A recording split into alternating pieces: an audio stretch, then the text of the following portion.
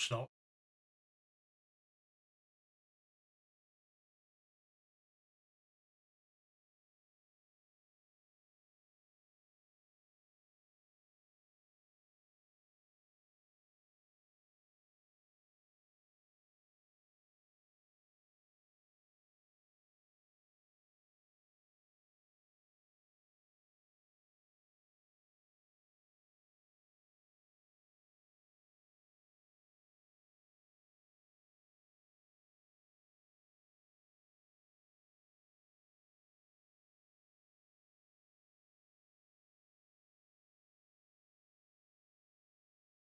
No viewers so far.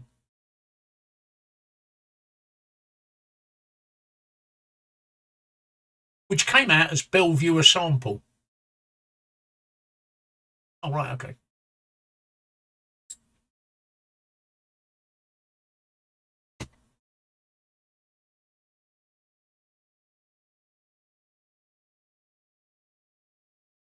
And you forgot your microphone was live.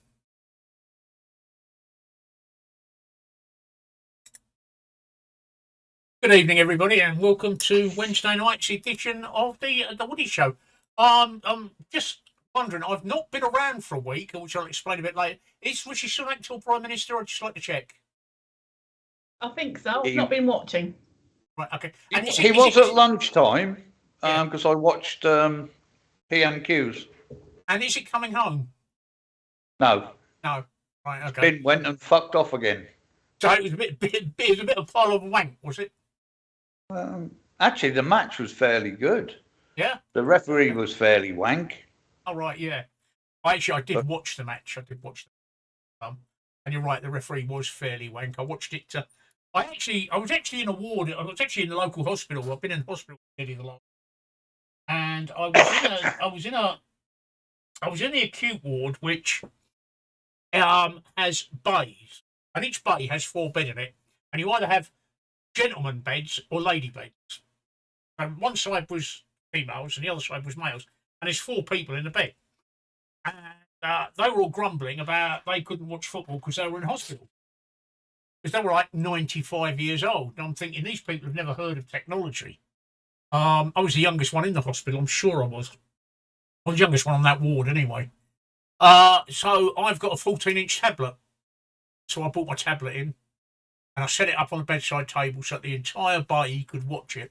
Turns out that half the ward ended up in our room watching it. Hey! So I did watch the match, and yeah, I did think the referee's decision was wank. But then that's because he supports France and he's been bribed by them. Yeah. That first goal that France scored should never have been a goal because a foul should have been given against Sacco. Yeah. Yeah, absolutely right. And we should have had a second penalty in the first half. Or we should have had a penalty in the first half when the French defender originally brought down Kane. Right in the area, but the referee didn't do it. And what surprised me about that one is, the same as the Backo decision was, why didn't it go to VAR? 2 decisions in the first half that would have changed the game completely didn't go to VAR. France wouldn't have scored, and Kane was brought down inside the box, and he gave a goal kick. Yeah. Yeah, it's pretty poor. Dire, in fact. It was absolutely fucking diabolical refereeing. You know, and then the penalty that he did give, I felt that he had no choice but to give it because the world would see him for what he was in such a position that he couldn't have not given it. And then the second penalty to go to VAR for that. Yeah. You didn't need to go to VAR for that. Didn't need to go to VAR for that. Anyway, good evening. How are we all? How are you, Tracy? You're looking very... Hello, BSE. Yeah, you're looking very bright there, Tracy. Thank you. Yeah, I'm okay. I've missed this. It's weird. It feels like it's been about a month, but it's only been a week. And you guys talking about the football. I did have the football on, but I still had family here. So although I saw the highlights as it was happening, I couldn't really hear it because my grandson's screaming at the TV about, oh, such and such I could have scored a better goal and all that kind of stuff. So I didn't really get to be fully immersed in it, although I was present for it. So, but I feel that way about sex. but I'm fine. I'm fine. And yes, that's it. Okay. And Mickey. Ho, ho, ho, I'm very festive in my little red hat. Yeah, I'm fine. You need to take that Grinch mask off, Mickey. I can't breathe in it, Tracy. No, you need to take it off. You take it off then. Take it off. Take it off, I might yeah. be able to breathe. Yeah. Yeah, sorry. Yeah. But yeah, I mean, today, what have I done today? This morning, I went to my little granddaughter's school play that they do. They did Aladdin. She played the king. Yeah, it's very good. Yeah, very good. And then I had to pick her up from school, so I've had her this afternoon as well. I've got to take the wife to the hospital to have her hearing aids fitted tomorrow. What? Yeah, exactly. Yeah, I got to have. Yeah, she got to have them fitted tomorrow. And it's just started snowing. It's the first snow we've had, and it's just started snowing this evening. So. Oh, yeah, the snow we've had. No, this yeah, I have seen all around the country. We haven't had any up until about an hour ago. This one that Mickey's getting is coming in from the north. I was looking at the Met Office satellite thingy earlier. I'm in London and I'm snowed in. We don't normally get a lot here, to be fair. But it would happen today when I've got to go to the hospital tomorrow, which is like 9-mile drive. The one at Galston? Yeah, one at Galston, mate. Yeah. I know it will. I know it will. So that is a major hospital for around here. So we haven't even got one in Lowestoft anymore. Not even, we used to have an A&E, but they shut that down. That's all the 20,000 new hospitals that they were supposed to be building. Yeah. Yeah. But yeah, so I've got to do that tomorrow. I've been busy all week wrapping prezzies. Every morning she's left me when I got up, there's a pile on the table with a note of who they belong to. Yeah, I had a dog like that. He used to leave me presents every morning. But yeah. You did it on the table though, so that was good. Yeah, I did do it on the table. But as Tracy said, it's been quite surreal not actually streaming of an evening. For some reason, Saturday night I got myself all set up and I thought, it's fucking not happening, is it? You know? But I feel the same way about sex. You get into that routine, don't you? Yeah. You know, of preparing yourself and everything else. And so yeah, I feel the same way about sex. I've been doing a lot more gaming instead. So sorry, Mickey. No, I've just been doing a lot more gaming instead. So it's what threw me out as well was because I had all my family come on Saturday, which was our Christmas get together. So they came on Saturday, and then there was the football Saturday evening, and it was like I'd already had Christmas, and it got to Saturday evening, so I wasn't in the kind of streaming mode anyway. And then it got to Monday, and I was like, oh, I don't have to stream tonight. Okay. So it was really odd. Yeah, it's a bit surreal, really, but yeah. For the future, I put in place so that Tracy can stream without me. So you and Tracy can, if I'm not there again for reasons which I'll go into a bit later, you and Tracy can stream without me. So you can start the stream, although I won't have the backgrounds. But using the guest features, you should be able to start a stream. So that solves that problem.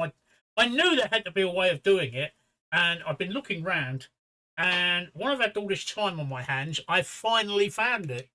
So I knew there was a way that somebody else could start a stream. So Tracy's capable of starting a stream. So if I'm not around, sorry, I'm cleaning my glasses. So if I'm not around, Tracy can do it.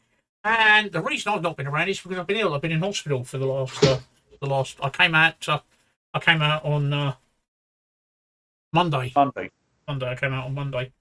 I went into hospital Thursday just after during the stream on Wednesday night we did. I really started to feel bad, and I said to myself the next morning that if I still feel rough the next day, I'll take myself off to hospital. And I actually felt worse the next day. So I took myself off to hospital to be told I've got a lung infection.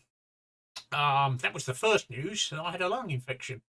So they dosed me up with antibiotics that night. And at the same time, as you know, I've been waiting for the results of a scan that I previous.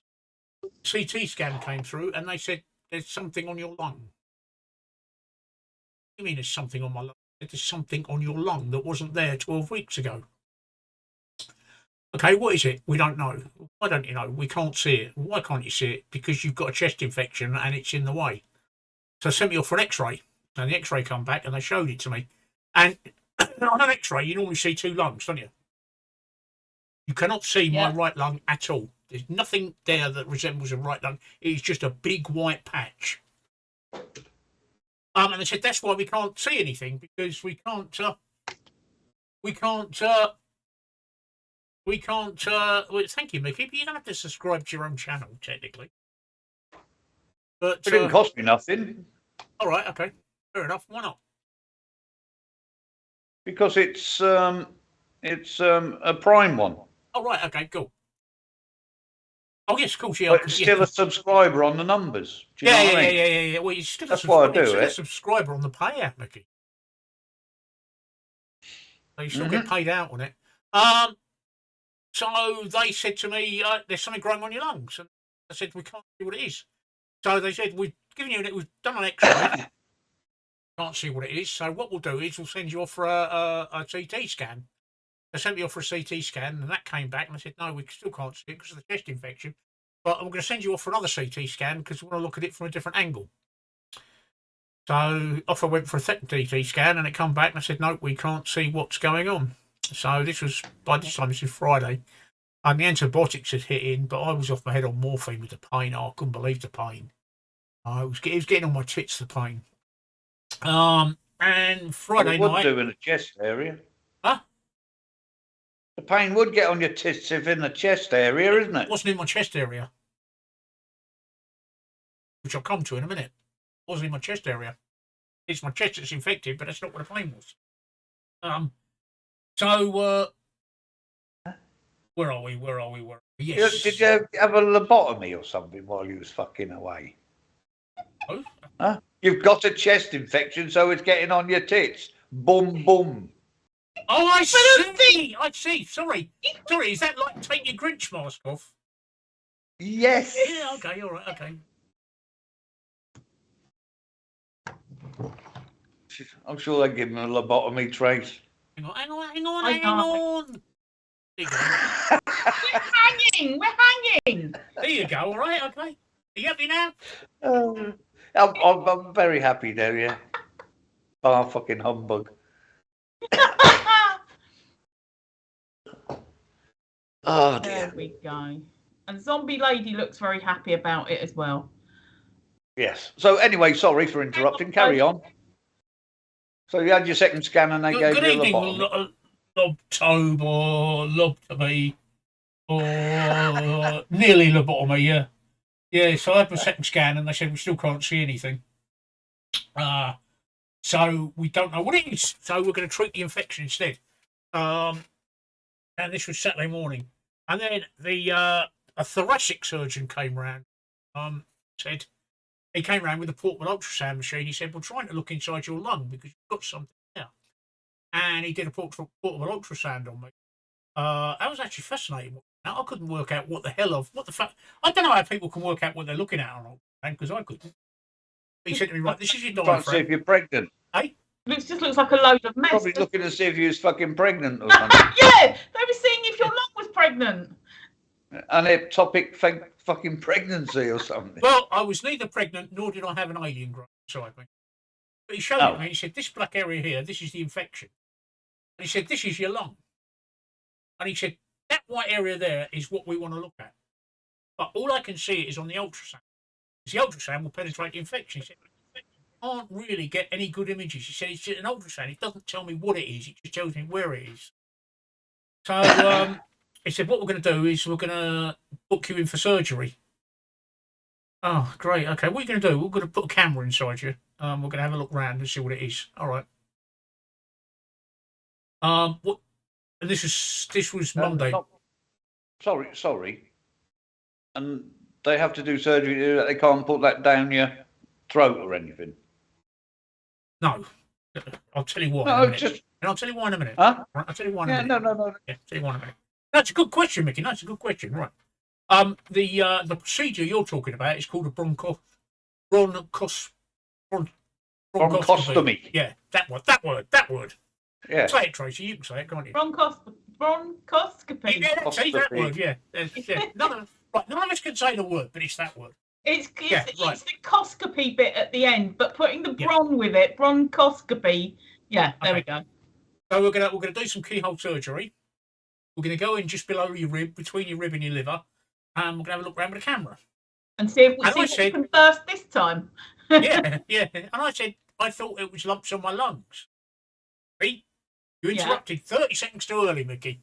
I thought it was lumps on my lungs you were looking at. Beg your pardon. And I said, yeah, but we want to know what's causing the infection. More importantly, the infection's partially collapsed your lung. Which is why I'm struggling to fucking breathe and talk. So the infection's partially collapsed your lung. So what the plan is now, and I spoke to the surgeon this afternoon, she said to me, well, we want to get you in as soon as possible, or do you want to delay until after Christmas? What do you think I said? Yeah, get it done. I said do it now. I don't give a shit if I'm in hospital over Christmas. Santa will still come and visit me. Is there a possibility that it could be an embolism, pulmonary embolism? I don't know. I'm not a doctor. Yeah, no. I just wondered if that had been mooted as a possibility. No. They went. There's two things that have been mooted as definite possibles. Right. The lymphoma has reached my lungs. Yeah. Or it's lung cancer. No. Oh. No, the lymphoma has reached my lungs, or it's a new cancer in my lung. As in lung cancer? Well, not necessarily. It might be a different cancer. Just because it's in my lungs doesn't mean it's... Yeah. Or it's something else. Yeah.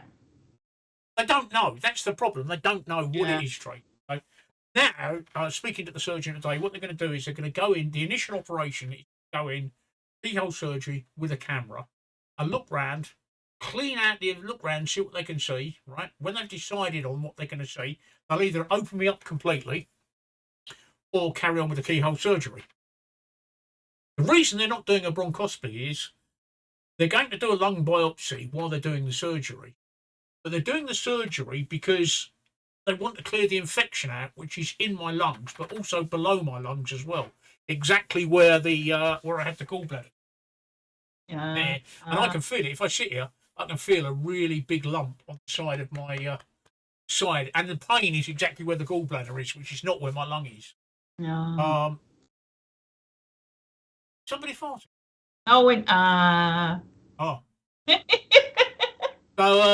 So that's where we are. So it's they're going to try and... So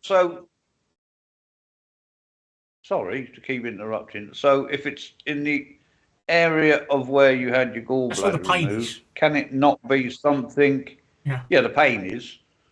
Can it not be something associated with that? There is a possibility that there is a possibility of exactly that, Mickey. I don't know until they get inside, because sometimes...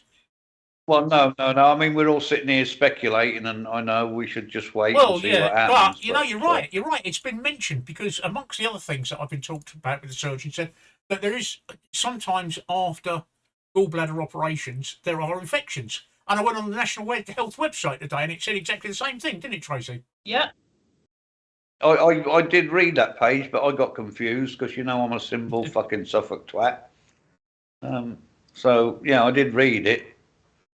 Yeah, because when I did a Google yesterday or the day before, I said I saw that there was the NHS page, but there was also some medical papers and that talking about the difference between these lung events compared to keyhole surgery, gallbladder removal, and what do they call it?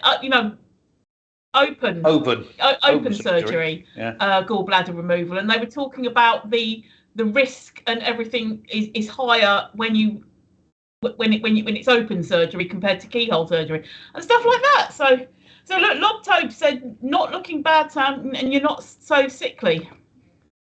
How am I supposed to look? Well, you're looking weller than you did last week. Yes. You've actually got some I more would say colour, so, yeah. actually, I believe. And it's not. That's down to the fact that I'm on very powerful antibiotics. Very powerful antibiotics. I thought you'd been under a fucking sun Yeah. lamp or something. That's just the glow off his. Very powerful antibiotics, yeah. I mean, how's a sick person supposed to look? I mean, I've got cancer. How am I supposed to look? I've got questions about. A bit like that thing holding that sign. Yeah. I've got questions about the blood tests, and that I think it's all sort of rolled into one. So I'll say it all, and then you can answer. Why did they need to take bloods every 2 hours? My antibiotics are tailored to my particular needs. They make the antibiotic strength up depending on the inflammation markers within my blood. Right. Okay. Did they find anything else in the bloods that they took apart from an inflammation marker? They didn't tell me if they did. All right, okay. And the other thing, the big thing, because I replied to, I think it was one of Sean's posts on your Facebook page, was why did they have to wake you up for it when you've got a PICC line and you had a cannula? Why did they have to wake you up? Because they're idiots. Because no, they're not idiots at all. Because nurses are wonderful. I think they're absolutely wonderful. They're not trained in general wards where I was originally. They're not trained to take blood from a PICC line. Apparently, you cannot take blood from a PICC line unless you've been trained, because the risk of a PICC line infection is quite high, because a PICC line is an open wound. That makes sense. Okay. But did you still have a cannula in? Because I also had a cannula in, yeah. I had a cannula in as well for the same reason, because that's how I was being given the antibiotics. I had the cannula in. They needed fresh blood each time. They couldn't take it from one that had been used for something else. I see what you mean, but they could have bled it out a tiny bit. That was what confused me, was that you had 2 lines in. I understand now about the PICC line, but you had 2 lines in, but they were waking you up every 2 hours to take blood when they had lots of open veins going on. Tracy's a phlebotomist now, look. Telling the fucking NHS how to do it. You see all the stab wounds in my eye? I can't show you, look. You see all the stab wounds in my arm? Yeah. But that's why I was baffled that they were having to wake you up when they had literally access to a vein 24/7. When they stopped stabbing me there, they started stabbing me there. Yeah. And then there. And then there. They jab me. I think if somebody stuck a prick in me, I'd fucking wake up. Exactly. Oh no, I know. You're going to wake up with them sticking a needle in you, sticking one in you. I was going to say then, but that's what I was saying. That's why I didn't understand that there was 2 ways. Obviously, I understand about the PICC line now, but he had a cannula in as well. That they. Yeah, but that's putting antibiotics in, so it would be fucking contaminated with antibiotics. You won't get a true line reading, in the other side. Once I was in the cancer ward, they started using they moved me to the cancer ward on Saturday night after the football. Once they put me in the cancer ward, they started using my PICC line. Yeah, I haven't. Because they're trained. Yeah, I understand, and that makes way more sense, and it's done that.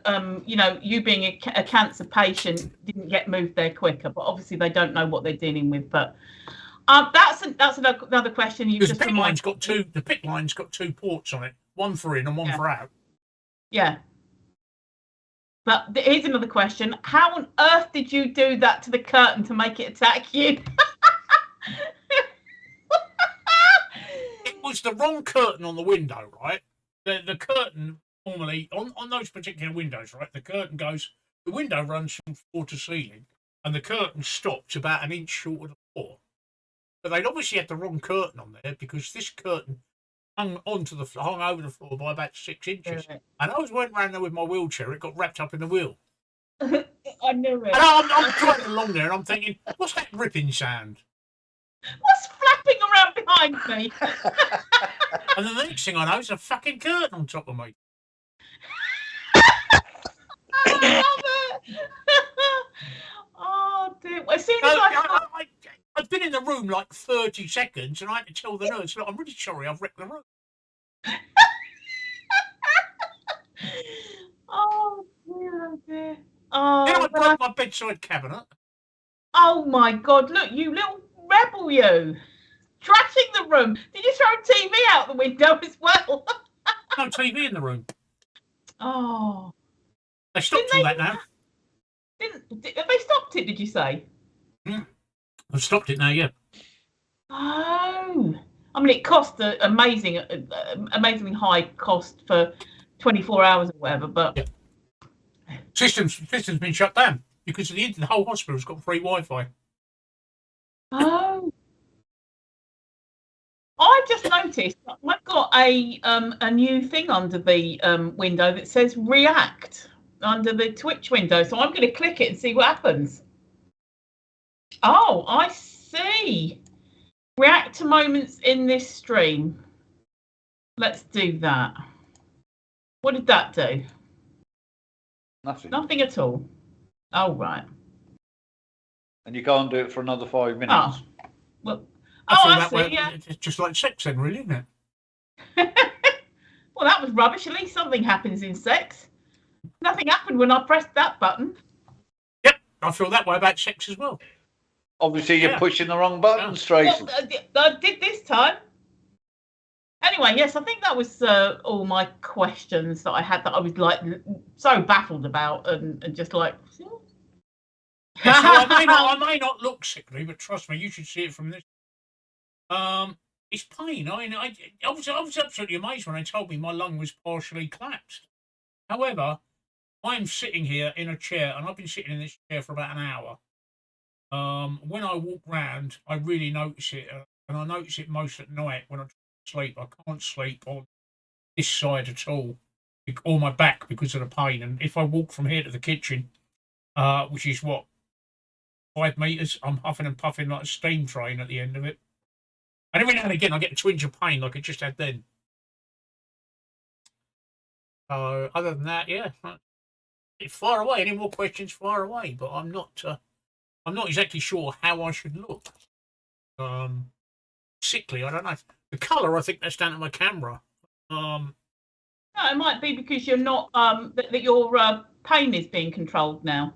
Because you know, like when you're in pain, you go, not you personally, but people go funny. You know, funny colours, white and tired, pasty. Yeah. So I'm living on morphine. I'm living on morphine and paracetamol. Morphine, paracetamol, and antibiotics. And one of the antibiotics, this one. Right, if I don't eat in the morning, when I get up. Is that metronidazole? Yeah. Oh, I fucking hate that stuff. Oh, it makes me sit. This morning I didn't eat. I don't eat in the morning when I get up. I'm really not hungry. And I took this morning, and started chucking up. Yeah, that comes out both ends when I take that, and they give it. Don't. They give it for mouth infections, head infections, and genital infections. And it's just the worst one. It's just I have such a reaction to it. It's not an allergy. It's just I'm sensitive to it. I think a lot of people are though too. So. Well, can't drink with it. And the other one they've given me, which is new, which is levofloxacin. Don't know that one. This I can't drink with. Yeah, the metronidazole you can't either. What happens when I drink with the metronidazole? Oh, you can now. You never used to be able to. No, I said, what happens when you drink? Oh, I think it just makes you really sick, like really sick. So if you're a bit sick with it when you take it on an empty stomach, if you drink with it, it makes you really sick. So I'm not. I want you to have a drink on my birthday, but I decided to cry off for that one.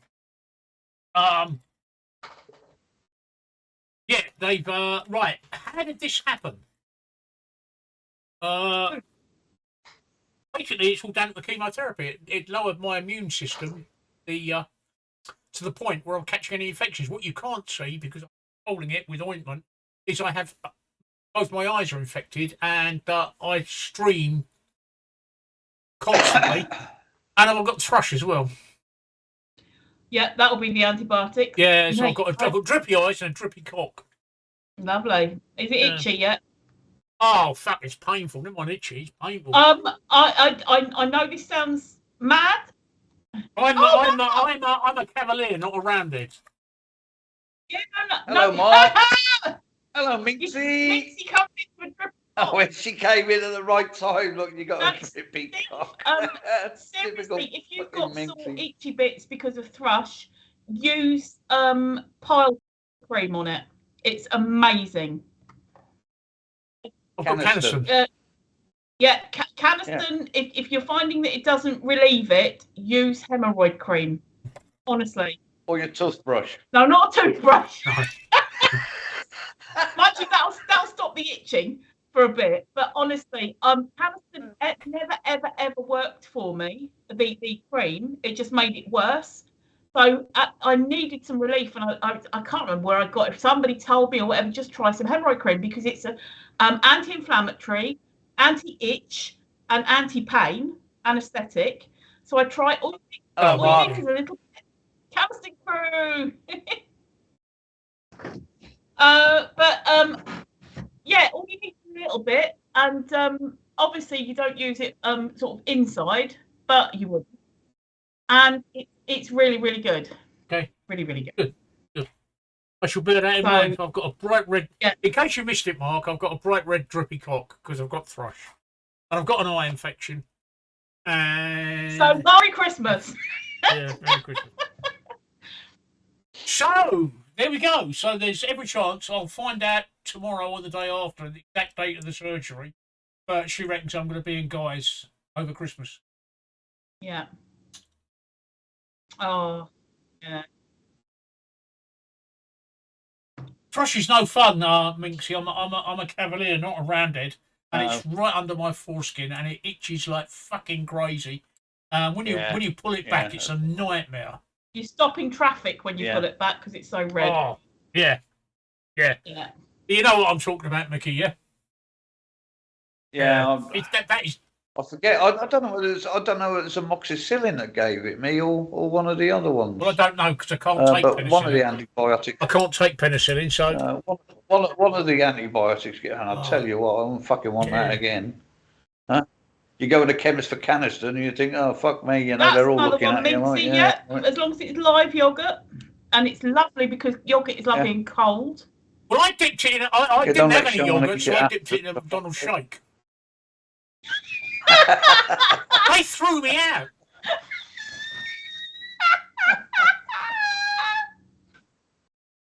Yeah, not on Muller Corner. Yeah, McDonald's threw me out. Oh, dear. You can say you've dipped it in a Greek then after you've stuck it in your yogurt. Oh, you're on form, Mickey. Yeah. I'm just taking my nightly tablets. Look at that, look. God, my fucking eyes are. Mine are terrible, and mine started because the cold snap hit here. And then so I was putting the heating on, but I was like only for 5 minutes at a time. So the cold, hot, and I've now got chapped eyeballs. And you have no, chapped you know eyeballs. what I mean? They're really dry around. I know, but they're really dry around it and really sore and itchy in it. I can't wear any makeup today because it's So -7, yeah, we had -7. How the fuck can you have chapped eyeballs? Oh, we've just done that. I meant around the outside, like you know, the lids, upper and lower, they're really sore and dry and they're itching. And so I'm rubbing them because they're itching, and then it's making my eyeballs red and sore and watering. So I can't put any makeup on. But never mind. Come on. Oh, here she comes. Here she comes. Come on in. Billy. Come on, come in. Coconut oil. She's around there. Yeah, I have. I might have a go at that. I woke up this morning, and this pouch here looked like somebody had punched it, and it was all full of water around the outside. Billy! Oh, Billy! Hello. Hello, Billy. Woof. No, not that way. Oh, he just wants Daddy. Fine, that's a good barrier. I've got a snotty nose to rubbing it. Oh right, yeah. No, that's cool. Yes, that's I know what you mean, because if I'm rubbing my eyes and it's dry, it's making it worse. So yeah, I'll just try not to get it in my eyes, because otherwise it'll be all misty. You going outside with Mum? Oh, You going outside with hello. Mum? Oh You going outside with Mum? no, it's Go too on, then. cold out there. I thought it was time for a rich tea. Go on. Go on. Go on. Oh, for fuck's sake. That's right. Kick me in the nuts as you get down. Don't mind me. I'm sure Donna's trained her to do that. Oh, dear. Right, so yeah, so Mark and Minxie, we are back because as you probably saw, Steve was in hospital for a while. Yes, they do, Minxie. They pay good money for it. Yeah, 50p, Minxie. 50p. Kick me in the nuts. Sound like a what are you doing, Steve? Transferring money from Oh, one account pensioner. to another so I can order a kebab. Ah, is it give me Kebab Cam? Yay! Oh, So, anyway, yes. kids skating on ice. Yes, yes, yeah. Sorry, I'm a bit out of breath at the moment. I'll answer. I've just done all this, Minxie, but I'll answer the question. Where the fuck are you that it's -7? Because it's only -2 here. So Lincolnshire. 7. Lincolnshire or Leicestershire? Cheers, Mad Mark. He's raising a pint to us. Up north. Oh, up north, isn't it? Right, okay. Oh, yeah. I don't know anything about up north. Tribal lands. Right. Anywhere north of Yeah, fucking the Watford Watford. Gap. The Watford please Gap. Steve, if you order Yeah. a kebab, you make sure you put your CCTV on, because I want to see him skating sideways down the road. He may well do. Have you seen what my road's like? Hang on.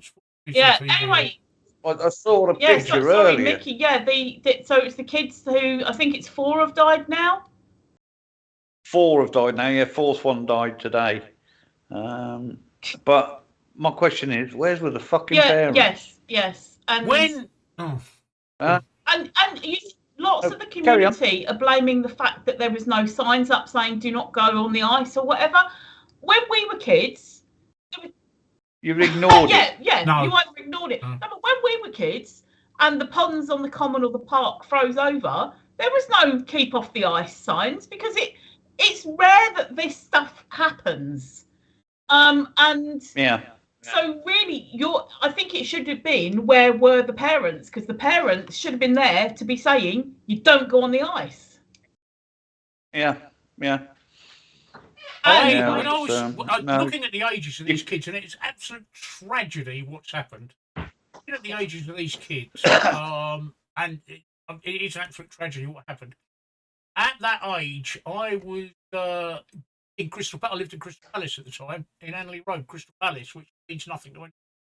But Crystal Palace Park has a big lake in it, and it would freeze over every year, because it used to freeze over from November to throughout January and things like that.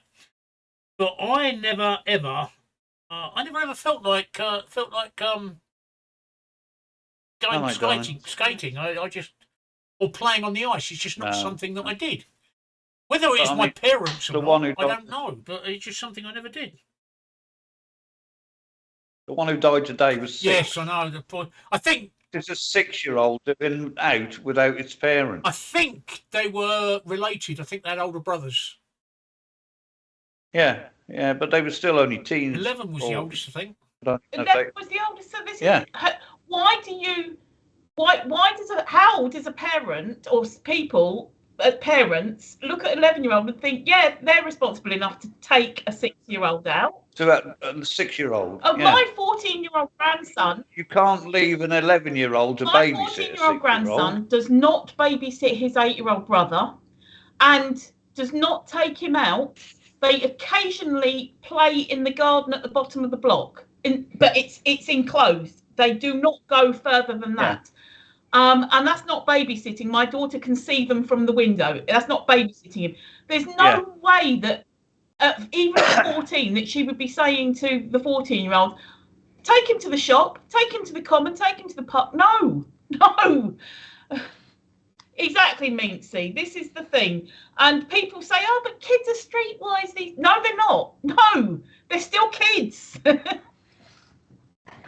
Exactly. You can have sensible kids, but it just takes one little incident for them to be kids and forget all about the responsibilities and the things. You know, I mean, there's been, you know, you think of the times where you've got, let's say, a 6-year-old who knows how to cross the road and everything like this, walking down the road with you and everything, and then, oh, what if the ball that they're carrying drops and rolls into the road? Many times kids run, oh, my ball, run after it because they've forgotten that they want their ball. They don't think about the cars. So yeah, it's a complete tragedy, and it's total tragedy. But you know, I don't think a 6-year-old, whether it'd be a fucking sign there or not, would fucking read a fucking sign saying like don't go on the ice. You're going to ignore it.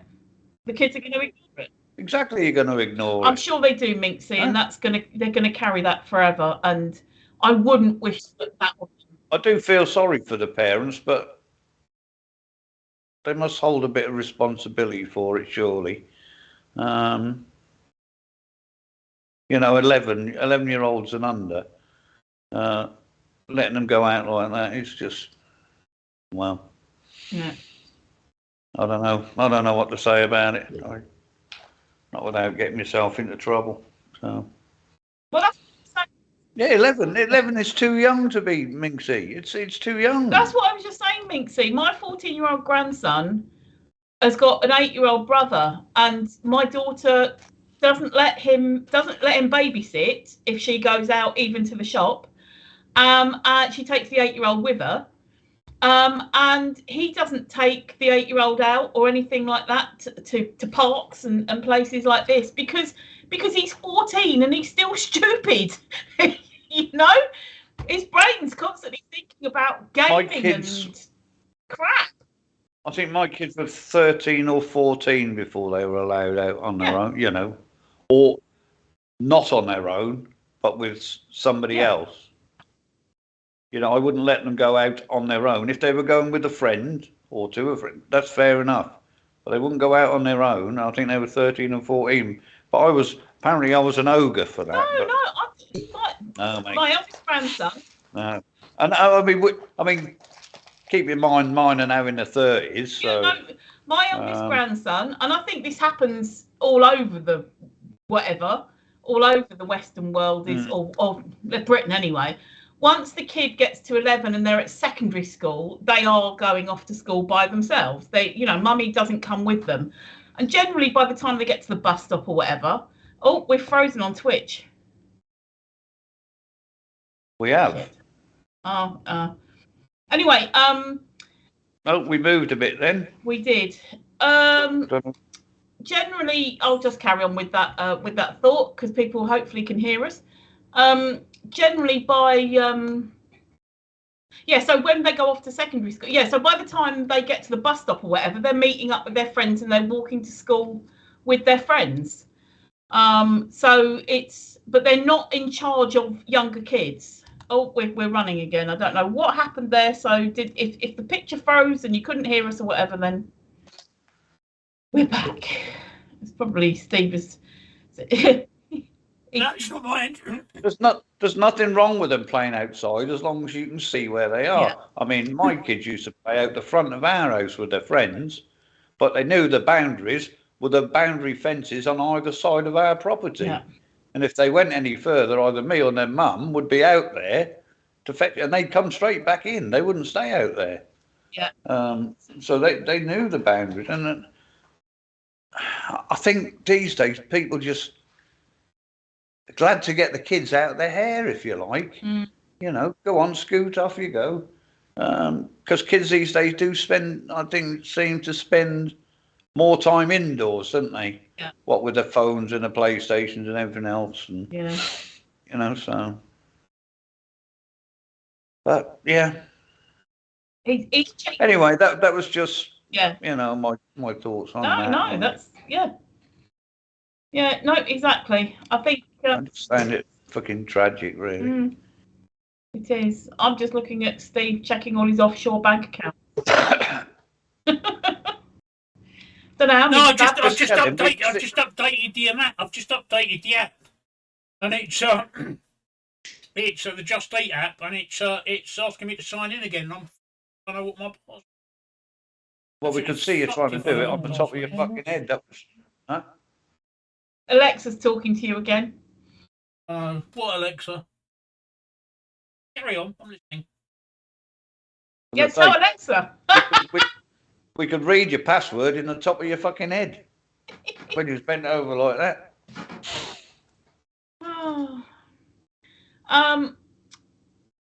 When did this happen? 2 or 3 days ago? What?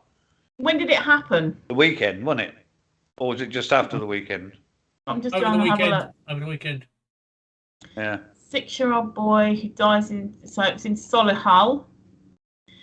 Yeah. Oh, there we go. 6-year-old child was one of 4 boys to fall into an icy lake near Solihull and died. The 3 others aged 8, 10 and 11 who have also died were with the younger child.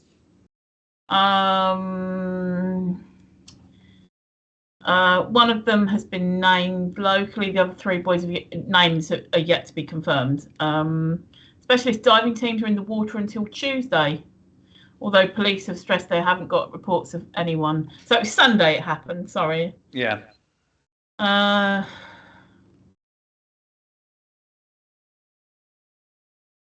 Just having a scroll down, saying, yeah. So basically, they're sort of just checking out, looking. Yay! Yep, my order's been accepted. Large lamb shish and chips on its way to me. No salad. No salad. No salad. No salad. No salad. Hey, Miss Mouse. I don't want to be that healthy, Mickey. Hiya, Mousy. Good evening, all. Good evening, all. No. Sorry. Right. Let me just go back over my questions. Let me just go back over my questions. There were a couple of questions from me I missed. Yeah, I was catching my breath. What Sorry. happened about the hospital? Yeah, I was going to have surgery. I've got to go in for an operation. I've got a partially deflated lung, so they've got to reinflate my lung, and also remove some crap from around my lungs. And I'll probably be in hospital over Christmas, which I'm not relishing. But I understand Santa may arrive. I'm just looking on Amazon, Mickey, to see what model I can get myself to do over Christmas, because Mickey bought himself London Tower Bridge to do. I'm an all-metal model, didn't he, Mickey? I did, but they didn't send me London Tower Bridge, did they? No, they sent it to me. I did it. Talking of which, Tracy. Yes. Did you have a delivery from Fortnum and Mason? I've got a delivery, but I'm collecting it tomorrow because it doesn't come here because Amazon are shits and leave it at the bottom of the block. Ah, right. So I know I had a delivery and I thought, was that naughty Mickey?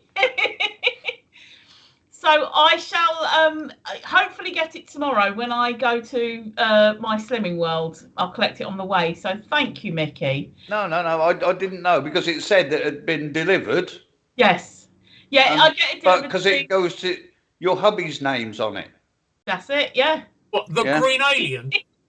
Yeah, Green Alien. Green Alien, Mars another planet. Yeah, no, I'm getting it tomorrow. So, like I said, because it goes to his place, because this block, what happens is the Amazon comes in, looks at the block, especially at Christmas, and goes, fuck that, and leaves it all in the foyer, literally mountains of shit. And that keeps them, that keeps them going, doesn't it? Because it means they've delivered everything in one go. But people get in, and because there's so many flats in the block, you don't know who's picking up your stuff. Now, we have kind neighbours who pick up the stuff and then actually take it to their neighbours on the floor. That's happened before, but there's no guarantee. No. So it's easier if I get it sent to his, which is smaller, and then and actually loads less worry because he's got nice neighbours who actually take things in and keep it. So there you go. But he's actually said I had my parcel nicked yesterday, but that was from Every and not Amazon. Amazon actually delivered to him. Well, actually, Every might not have fucking delivered it because they're full of that shit. Exactly. He got a photo that showed that it had been delivered to downstairs, which is only like 2 floors down, but that was it. Whereas Amazon actually knock and leave it outside his door. Actually had an Amazon man the other week. I wasn't in when he delivered. He rang me up and said, I've got a parcel for you. I said, well, I'm going to be about 10 minutes, mate. I said, just chuck it in the black bin, which he did. But that's the first time using Amazon they've ever actually rung me up. Fucking Every are like shite. They might have changed their name, but they're still the shite company they were before. Yeah. And that's nice if they actually do phone, because if they phone and they say you're not in, what should we do? Then I know it takes them 30 seconds longer, but at least they bloody tried. Yeah, and he was a foreigner. I don't say that for any other reason than he had an accent. Yeah, but Every are crap. Hermes went to Every, and they did is change the name. Nothing's going to change.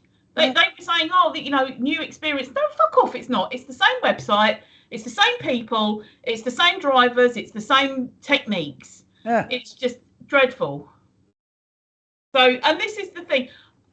When you get a good Every driver, they do their job. But generally, what happens is that it gets left all over the bloody place. My daughter last year had something delivered. I think it was a scooter, and it got delivered and it got left.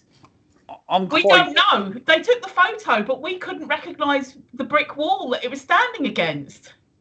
I'm quite lucky with my Every, the guy that does our Every, because he's an old boy who does it in his car.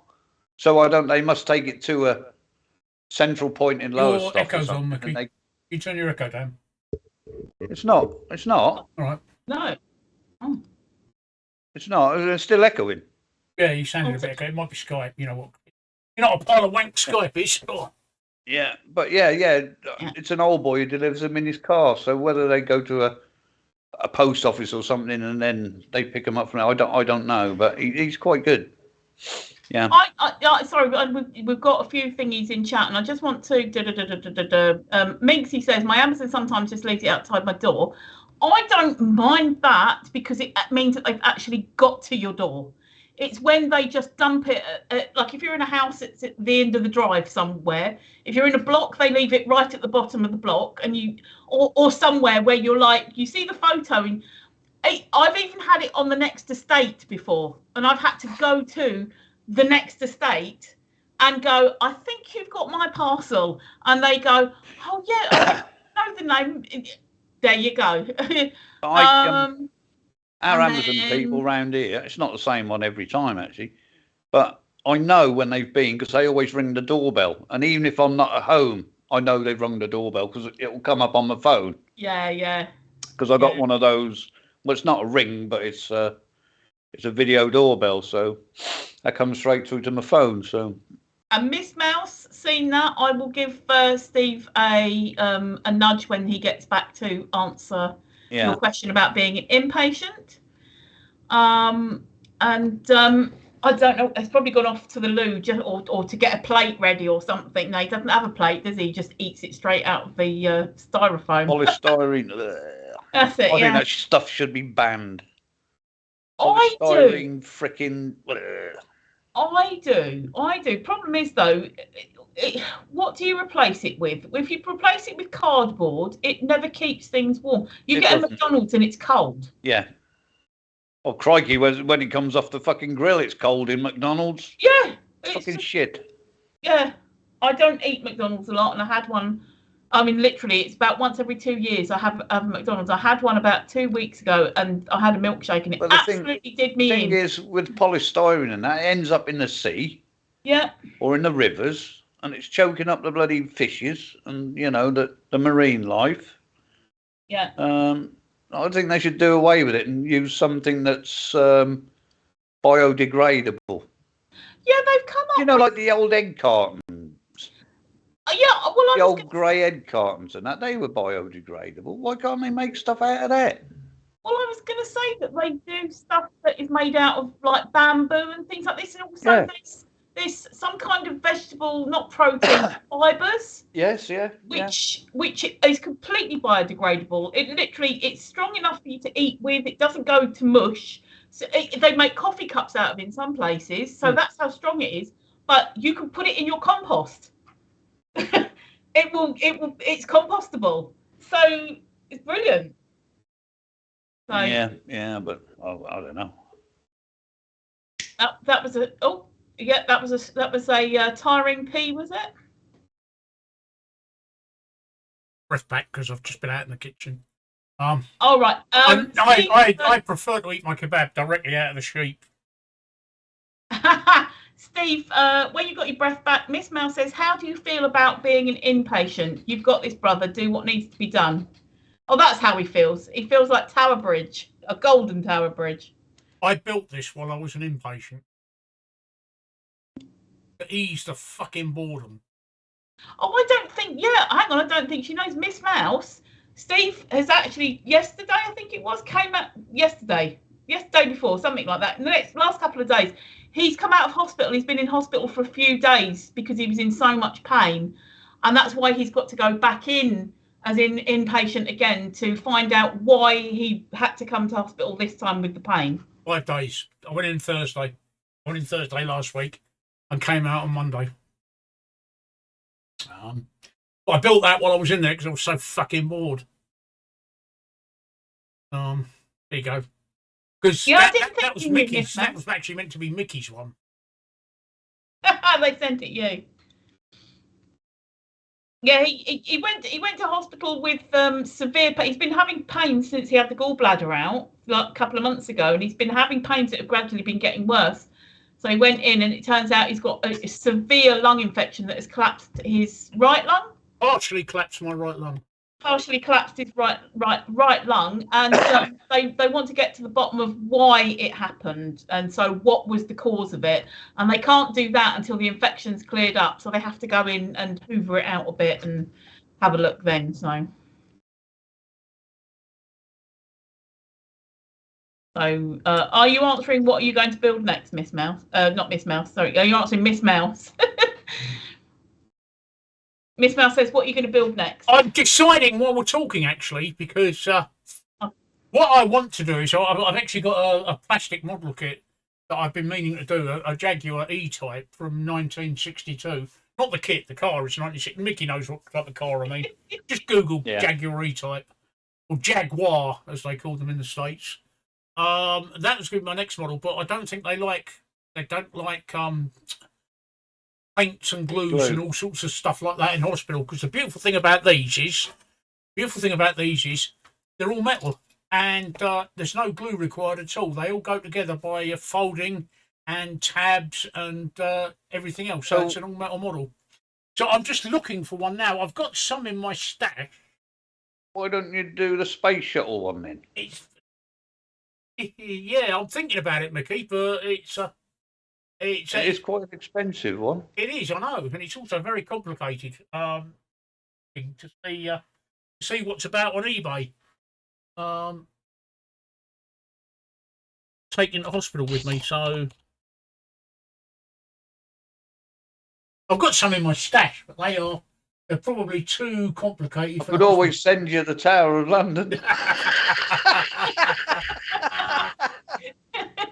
Well, yeah, you could, I suppose. You'd be able to display it. So you've got the Tower Bridge and then the Tower of London in the correct place. Yeah. Take photos of it, look at London. I don't know. The fuck is a solar spinner? I don't know, sunshine. Oh, I see. It's a spinner that's operated by solar. Obviously. Why didn't I know that? Why didn't you, indeed? Indeedy.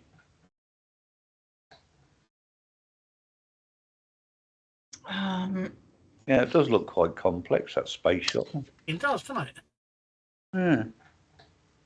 So I'm going to have my rant about Nando's, because I had my first Nando's just over a week ago. I'd never had a Nando's before. So I had my first Nando's thinking, well, everyone raved about it. And I was out Christmas shopping, and it was a choice, really. I didn't have much of a choice. There was a choice between KFC, which I haven't had for many years, McDonald's, which I didn't fancy.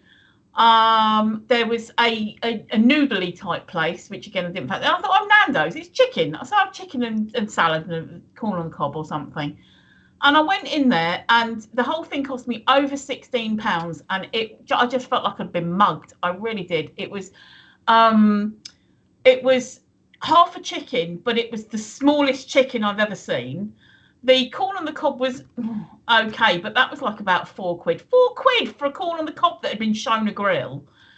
What happened was I ordered the sweet potato wedges, because I love sweet potato wedges or chips. I love those. So I ordered these, and it was on the starter bit, and I said, "Can I have that with my chicken?" Because that's what I wanted. I didn't want chips. I wanted that. And so he made a note and everything. Anyway, so along comes my sweet potato wedges and nothing else. So I said to the lady who served me, who brought them to me, I said, "Oh, I wanted it with all the rest of my meal." And she said, "Well, it's a starter. It's supposed to be a starter, so you're supposed to eat it first." So they cooked it first. And she walked off. I thought, oh, okay. And now, having never been to a Nando's, I didn't know how it worked. So I had to keep asking for things. When I ordered my meal, nobody said to me, "You get your forks from over there, you get your sauces from there." They just said, "Order at the till." Where do you normally go to get forked?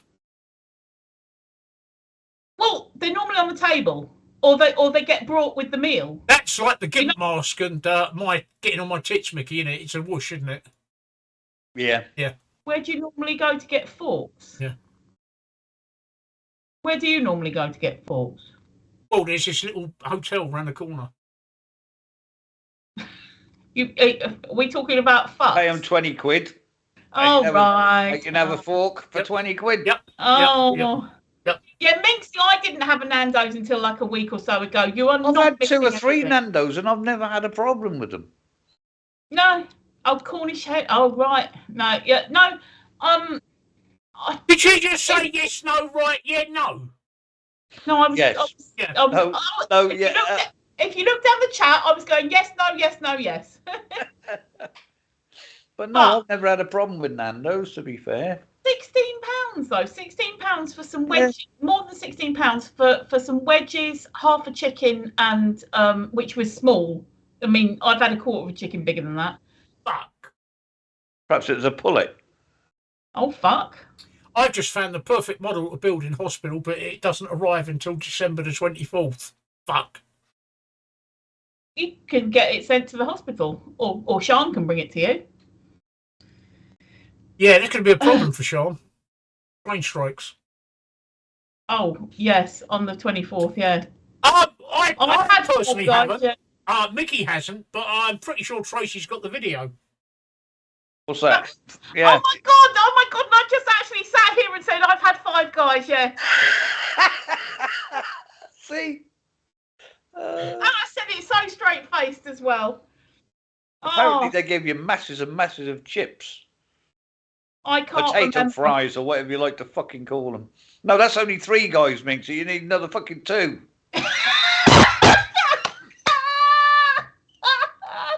Here we go. I'll send her another couple of guys.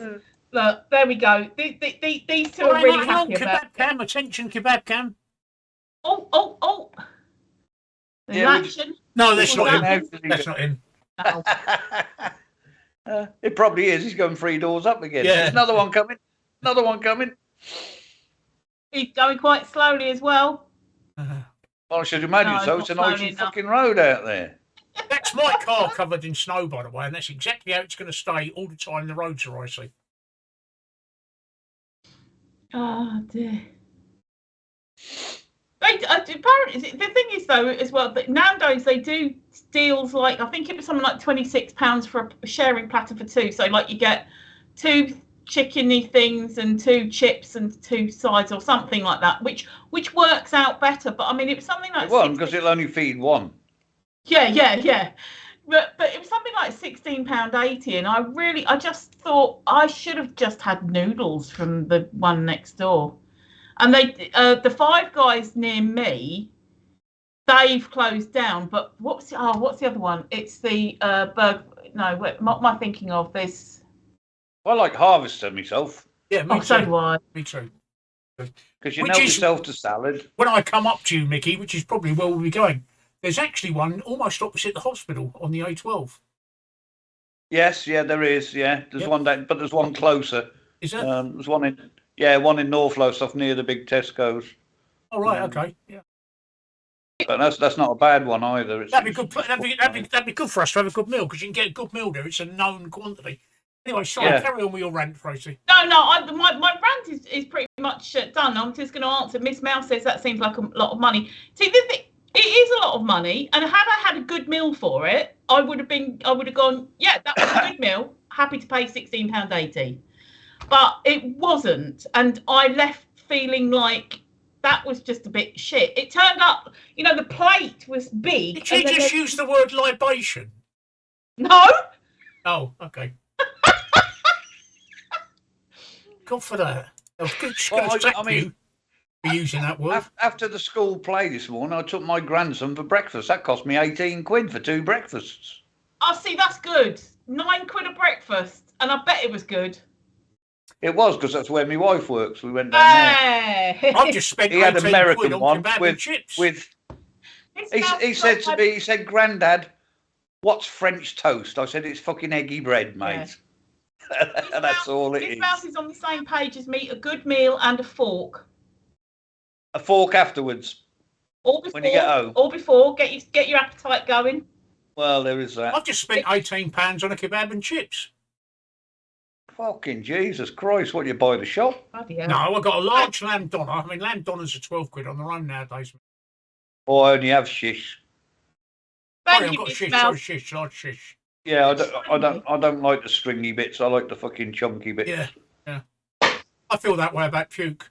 I can't work out. All right, there we go. I can see now. Right, Mickey did have a mask on, then he took it off, and then he put a hat on, and then he took it off. And Steve's hat is still somewhere in the post.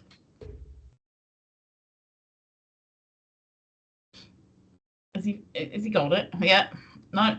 I'm not as talkative as I normally am, because, like I say, I've got a partially collapsed lung, which means that I get out of breath just talking. So.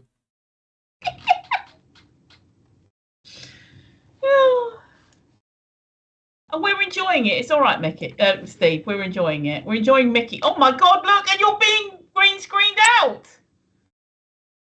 His hair is, yeah.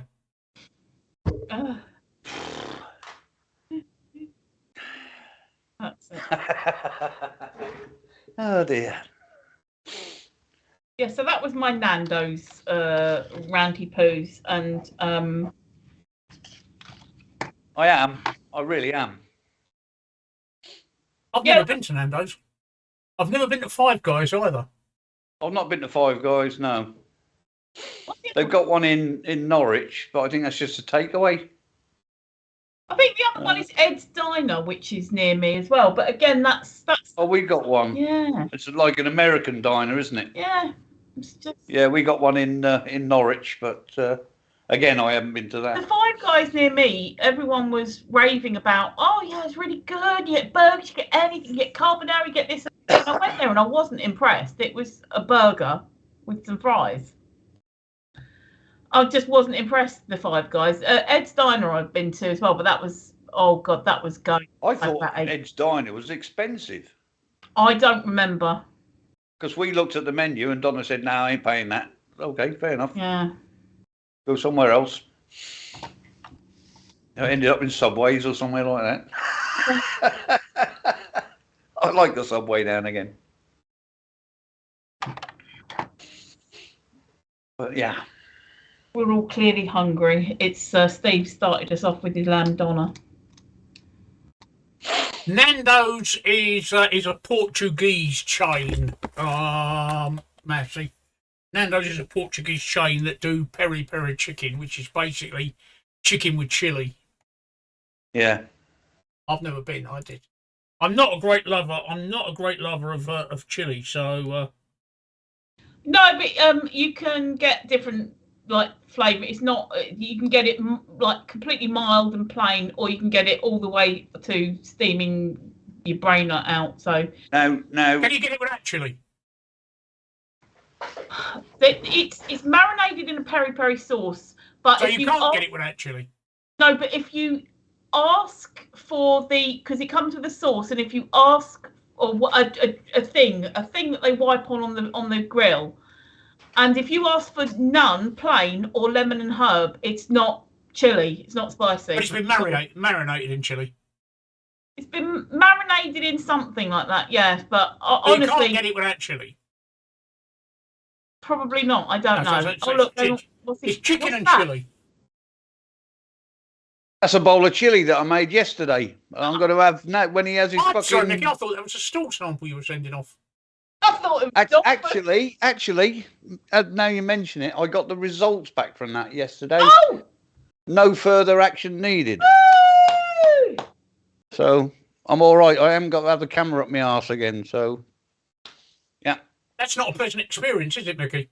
Especially not when it's a 35mm camera in your case. Yeah, gourmet burger's good, and gourmet burger. I love the fact that because it's all like hand pressed, and the camera didn't bother me. It was a fucking crew trying to get up after the fucking thing.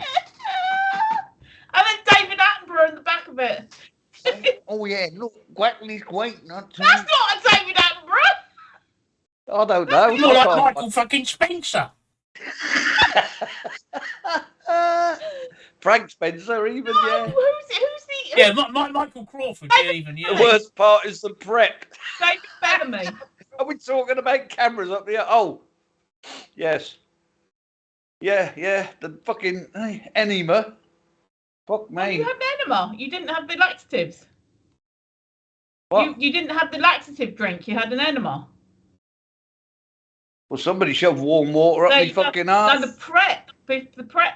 You can either have an enema, depending on what you're having, or they give you laxative drink, which you take during the day before, and you have to be within about. You cannot leave any more than an inch from the toilet. That's exactly. Movie prep with that movie prep stuff. You cannot move more than an inch from the toilet. An enema is great because it goes up there and comes out almost straight away. Exactly. Yeah. The whole of the shove it up. Hang on. Before you got that out, I'm fucking legging it, mate. I'm fucking. Fucking Jesus Christ. Yeah. I'm sorry, but I've just pebble dashed your fucking pan. Imagine having to do that the entirety of the day before because you're drinking this stuff. No, thank you. Yeah. Shall we allow or deny that? There we go. I'm cleaning my glasses. What is it? A friend of mine had to have a cousin. Big C, we don't want to know about your sex life. A friend of mine had to have a colonoscopy, and he was given all this stuff, but he didn't take it properly, and then was like moaning at me saying, "Oh well, I didn't like the taste of it, and I didn't like it was horrible, and all this kind of stuff." And then he wondered why, when they stuck the camera up, there was all this poo floating around in it. I said, apparently, straight up the bum works best if you say roll over and bite pillow bitch first.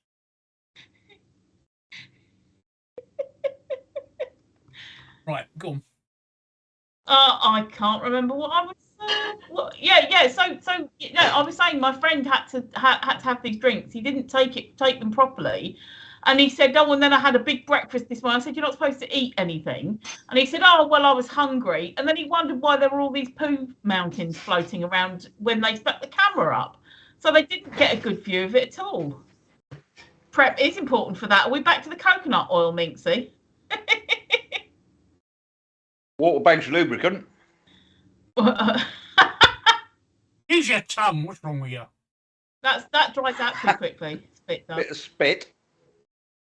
Silicon's best. I'm working Silicon with or Amazon. coconut oil. I thought we didn't talk about that. We're allowed to if it's educational. Okay. Which it certainly is this stream sometimes. What, between kebabs and preps for colonoscopies? We've got some news. In 2023, we're changing formats slightly. Yes. Yeah, we are. Yeah. We are going to stream on Twitch Mondays and Wednesdays, but we're moving the Saturday night stream to YouTube. Because I've decided that if I live another year, I'm going to conquer YouTube next. So that's my plan for next year, to conquer YouTube, because I think I think the format this stream is in now is better suited to YouTube than it is Twitch. But we won't be leaving Twitch. We'll still be doing the Monday and Wednesday stream. But I think the actual format is better off on YouTube, because YouTube is a more generalised site, whereas Twitch still has this gamer or nipples image about it. It's although you can do well IRL on Twitch, it's not as well as I've seen other people doing on YouTube. So we're going to give YouTube a try, just a little try. So I thought we'd give it a try and move the Saturday night stream, because that's the one where we stream for the longest time. All depending on my surgery and what's happening with me and the hospital. So that's all up in the air at the moment. I haven't got the date for my surgery yet, but they told me it's probably going to be before Christmas, and I'm probably going to be in hospital over Christmas, which is it's a bit of a problem, because the hospital is in London Bridge. Guy's Hospital is in London Bridge, where they'll be operating on me, and the only way my partner can realistically get there is by train, and there's train strikes all over the Christmas period. This is the UK. There's train strikes whenever it's inconvenient, so that might be a bit of a problem for her visiting. I'm going in the day before the operation, then I'm having the operation, which will take about 2 hours, and then I'm in for up to 4 days afterwards. Oh, cool. Oh, I'm just checking the Kebab Cam. Something's happening.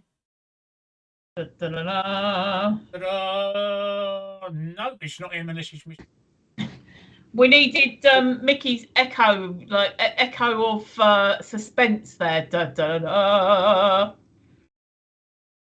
Not really, because it's not really. Well, my son will take her, but it's getting to my house from London Bridge is a mission. You really don't know London. It is a mission. But it's not a problem. Tracy's going to come and visit me. She's just round the corner. Plus, Santa will come and visit me. Andrew will come and visit me. I know Andrew will. What, the alien? Yeah, the green alien. Yeah, ginger alien. Oh, well. it depending on time wise, because he's having to see his mum this Christmas down in Cornwall, because his dad is currently in a care home and she'll be alone otherwise. So we'll work it out. Again, it all depends on what days you're in, because you may well go in, have the op, be there over the Christmas bit where there's no buses and shit, and then you'll be out. So yeah. But the plan it's my difficult plan is to come see you. So yeah. The hospital is only about 8 miles from here, 9 miles from here, but it can take an hour and a half to drive there. And getting there by public transport when it's running it's actually not so much of a mission, because Guy's Hospital is right by London Bridge railway station, but it's when the trains aren't running that's a problem. I mean, getting there by bus, as she said, I said to her, I said, you can come up by bus, and she said that's half a day. Mm. Yeah, no, me, all I've got to do is walk to the end of the road and get on the bus, and then stay on that and get off at where it says Borough Market. She had a bit of a fall, Steve. Is she all right? Sean had a bit of a slip, didn't she? Oh, she's got flu. She's got cold. Oh. Is that what you asked me? Yeah, she's got cold. Yeah, she's got cold. So she didn't visit me for a couple of days in hospital. So I was all Billy No mates, which is why I made that Tower Bridge. That board. Thank God for He's rather fucking hot. Thank God for 5G data. I could at least watch me porn. We got 5G here now. Believe it or not, we got 5G here now over the past month. Have you? Yep. And I've got a 5G phone, so yeah. It was all right. It allowed me to download videos quite quickly. I watched. I downloaded some stuff on iPlayer. I watched Happy Valley, the starred Sarah Lancaster, which is actually quite good. And Sarah Lancaster can actually act. Surprised the life out of me. You know, Nappy Valley. I was going to say Happy Valley is filmed around Hebden Bridge, which is near where my dad's from, like literally a mile up from where my dad's from. And when my dad was alive, when the first series was on, I don't know, first 2 series I think was on, he loved watching it because of course he grew up all around there. Hebden Bridge, yeah. That's it, yeah, Hebden Bridge. Yeah, it's literally half a mile up from where my dad grew up. Miss Mouse says she has to drive 177 miles one way to the hospital once a week. If the highway's clear, it takes about 2 hours and 45. That's one heck of a way to go to a fucking hospital. Oh, there's action on the kebab cam. Yeah, that action in my fucking chili bowl. He stopped. He's pulling in. He's gone past me. Is he going to turn around and come back? Am I missing the hot kebab action? I'm not sure what he's doing. He's gone up the road now. So. He turned round by the look of it, or somebody has. No, he's Gonna be gone in now. it. Headlight. Can you not move your cam?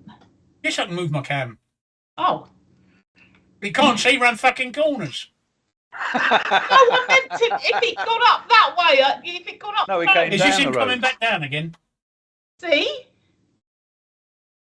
Because you did move Probably. it I last didn't time. say I You saw tried somebody to in the first round. No, move my cam. Cam. Here he comes.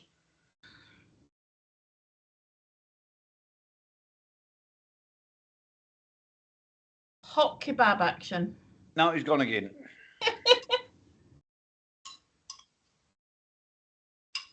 There you go, look.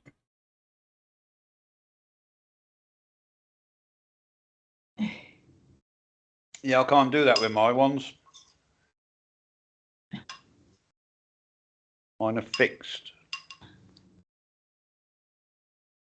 You speed demon, Mousy. You speed demon. 75, 80. Lady of your considerable age. Did you just pull that out of your arse, Mickey? No, out my chili bowl. Oh. Oh no, that wasn't the kebab cam. They enjoy my kebab cam. They enjoy watching. She's burning my fucking mouth, this is. Yay, chili. So you won't need an enema tomorrow morning. I'll have that burning ring of fire. Down, down, down, and the flames get higher. Ring stinger. We could stream from my hospital bed, Tracy. We could. Although I've got. Are you saying that Tracy's going to be beside you? Or beside herself when she sees me. Well, no, because you said we can stream from your hospital bed. Yeah. The assumption I made there was Right, that she'd it's no be in it problem. with you. No problem. I'll go just get a double bed. Excuse me, nurse. Can I have a double bed, please? No, I shall. We could run a stream from the hospital, couldn't we? We could. Mousy's been abusive to me. I was reading what Miss Mouse said. Speed limit is 70. Watch your mouth. I hope the chili burns your butt. Will I have to wear a mask? If he want him to burn his butt, he's putting it in the wrong end. If I have to wear a mask, I'll turn up wearing the GIMP one, and I'll say This it's a mask. I made myself. This chili. I'd prefer it if he did wear a mask. A GIMP one. Yeah. Yeah, that's what I said. Yeah, no, I wear a mask anyway. I do wear the face mask. So We still have to wear one when we go in our hospital. Yeah, that's what I was asking. Even if you're visiting. Yeah. I mean, like I've got to take Donna tomorrow, but they do provide masks at the door. But I think it's insane that it's not more widespread still, because you get on a bus and everyone's got the windows closed and nobody's wearing masks except me. we still get around here. You still get quite a few of the older people walking around the town with them on, or in the supermarket with them on. Much more than I ever saw before COVID ever came. Well, you never saw them before COVID came along, is it? No. Well, I'm exempt, and I really struggle when I wear a mask now. I'm exempt, but I try and wear one. But I do warn them when I go in. Look, I've got a mask on out of courtesy, but there are times, and you'll see me take it off when I need to get my breath. I don't blame you, Minxie. I really don't. Mind you, who the fuck would want to talk to you anyway?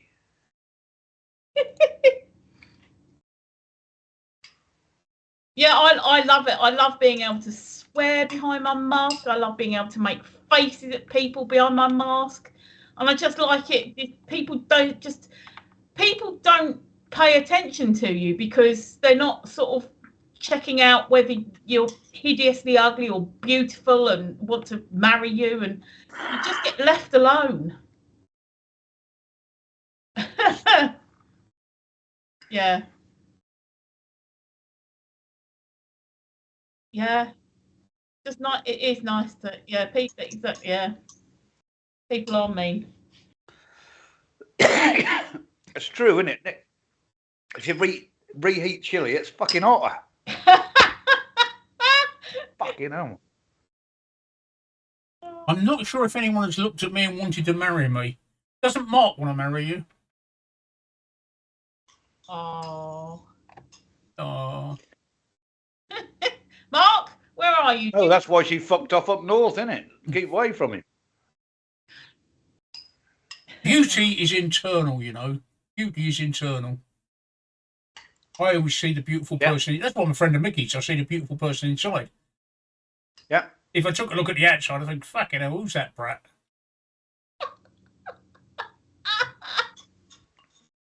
Do I care? No, not really. No. You like me, Mickey? You don't have to wake up next to him in the morning, do you, Mickey? So that's one thing. That's one thing about being in the army, Mickey. It teaches you thick skin, doesn't it? Yep. Yeah. I mean, let's face it, Donna. That must be why Donna gets up an hour before me, so she ain't got to look at me. Oh, I thought you said she could insult you for longer. No. Normally, by the time I get out of bed, she's gone to work, which is okay. That's what blessing, Sean does. really. I asked Sean the other day, how come she can say so many nasty things to me in a single day, and she says I get up earlier than you. I've just been notified Sorry, I've got to pause for breath. Your kebab's 5 minutes away. What? Hey, Minxie, you said somebody actually married him. What was she? 4 foot with a massive wide backside.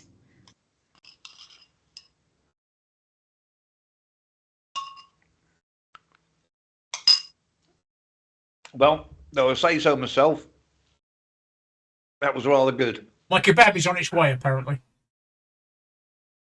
Good. My chili's gone. Oh, you're gonna be sad when his kebab turns up. You'll be like, oh, I should have just eaten it at the same time. No. Well, I need a piece, so I'll be back in a minute. It's his fault I ate it in the first place. You hadn't ordered kebab. I'd have forgot about it. And then talking about Nando's with chili, reminded me I've got some chili in the fridge. Oh dear. And very yummy it was too. Woody's on another break. Oh no, Minx, you said Mark's already been married, and I said, was she 4 foot tall with a 5 foot wide backside? Knowing how tall Mark is and that he likes his big butts and he cannot lie. Something on my radiator's just made a crash then. I don't know what. Oh my God, she was! Why on earth did he ever divorce her? Oh dear, oh dear. I got that right, didn't I? So I'm just wiping lube up my arm, if you wonder what I'm doing. No, I'm not really. I've got ibuprofen. My arthritis in this wrist is playing me up today. Oh, no, that's a bit big for a kebab cam. Big bums only get you so far. Yeah. I've got to say thank you to somebody while I think about it. Hang on. Especially when you got a small one like me, it don't reach. Mr. Blister 79. Saw you on a Twitter list. Got you followed, okay? Follow us back. Oh. Mr. Blister. What did you say?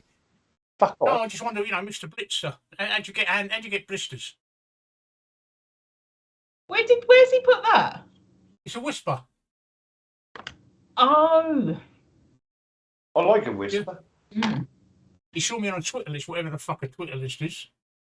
What's a Twitter list? You're the expert, Tracy. A Twitter list is when on Twitter people can add you to their lists of, like, it might be Twitch users, it might be people with big bums that we were just talking about, it might be people who talk about gaming or modeling or making whatever. So they add you get added to their list, and then people can see that list. And he's obviously gone down and you're obviously on a list, and he's gone down looking to see what that person recommended.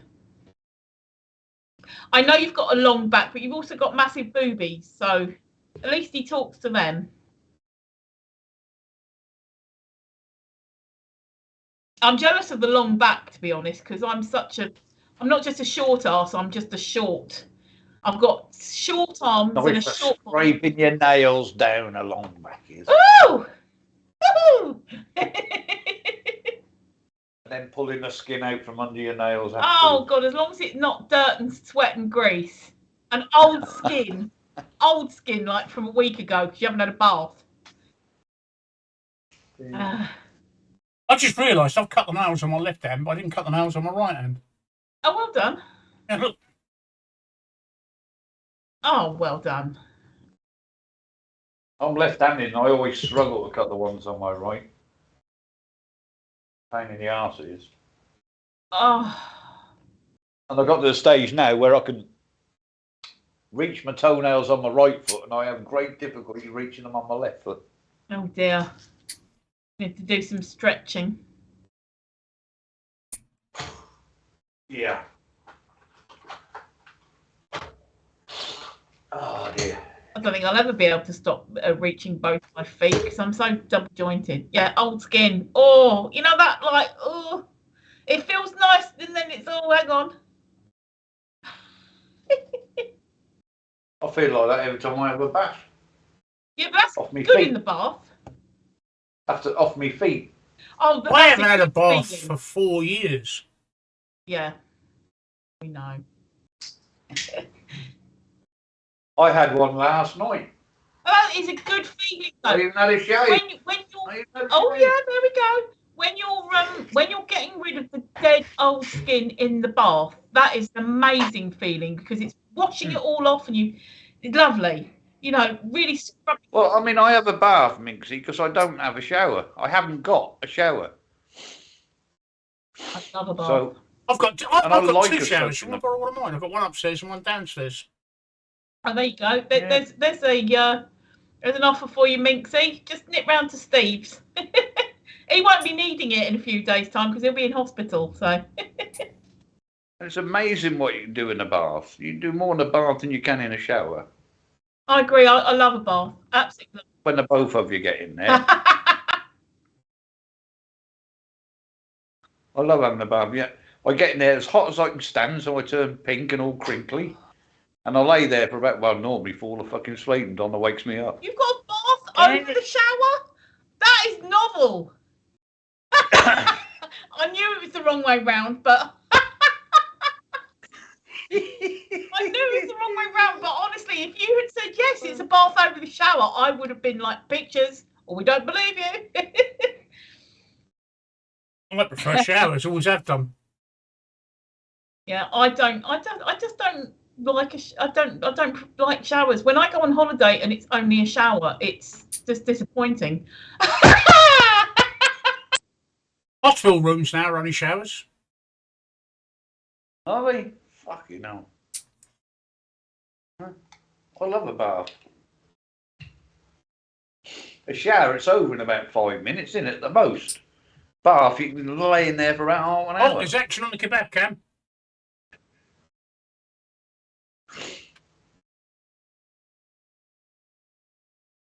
Action on the kebab cam. He's pulled onto a driveway and he's pulled off of it again. And he's coming down a bit. This could be my kebab.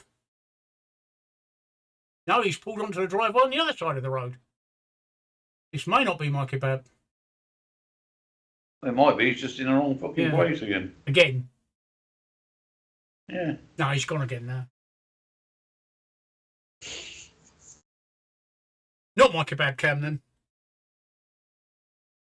That's Minxie. How's Mark getting on his street corner in this weather, freezing his knackers off?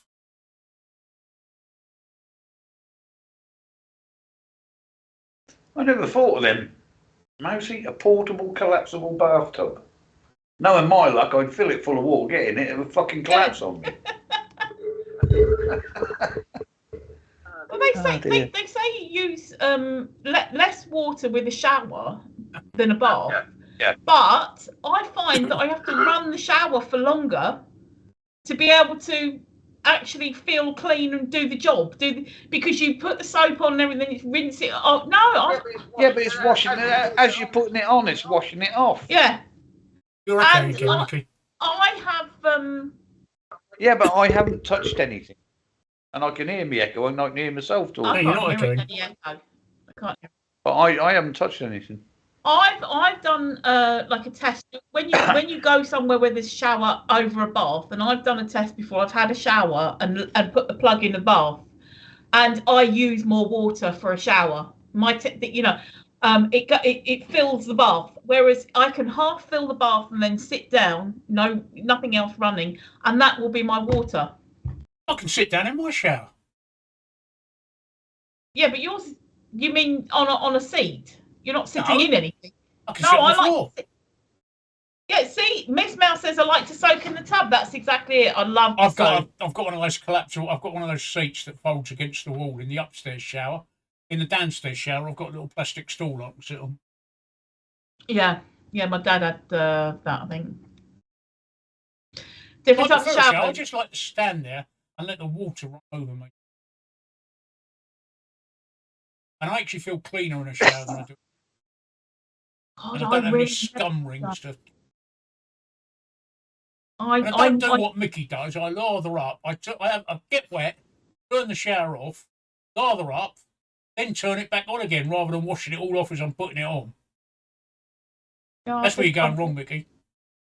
When I went to... well, I ain't, because I ain't got one. The only time I use one is when I go away. When I went to Berwick last year and did some walking, and it rained a lot and things like this, and I just was so regretting not choosing a place that had a bath, because I needed that soak because everything was hurting, and I spent the whole few days just hurting. And then when we got to Scotland, like I said this before, and I've walked in and I found that there is a bath in one of the bathrooms, I was so fucking happy. And having that first bath and everything unseized, and so it kind of marred the holiday, because the Berwick bit of the holiday, because my mobility was reduced because I didn't have the bath.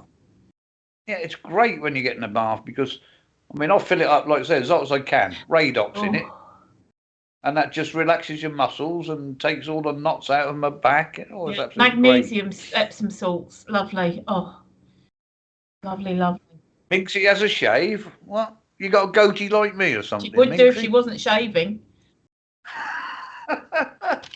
She doesn't want to give Mark any more exciting ideas either, so. Ah, dear. So I thought there was more action on the cam then. I thought there was a bit of action happening.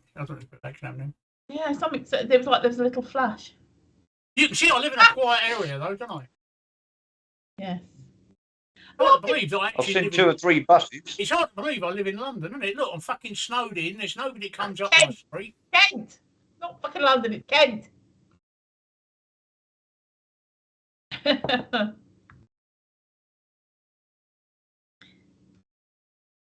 What was I going to say? Oh yes, yes. So Minxie says, I don't find baths relaxing. It's like sitting in my own soup. And a lot of people say that, but there was only one time that I found that it was like sitting in my own soup, and that was when I had a gynecological problem.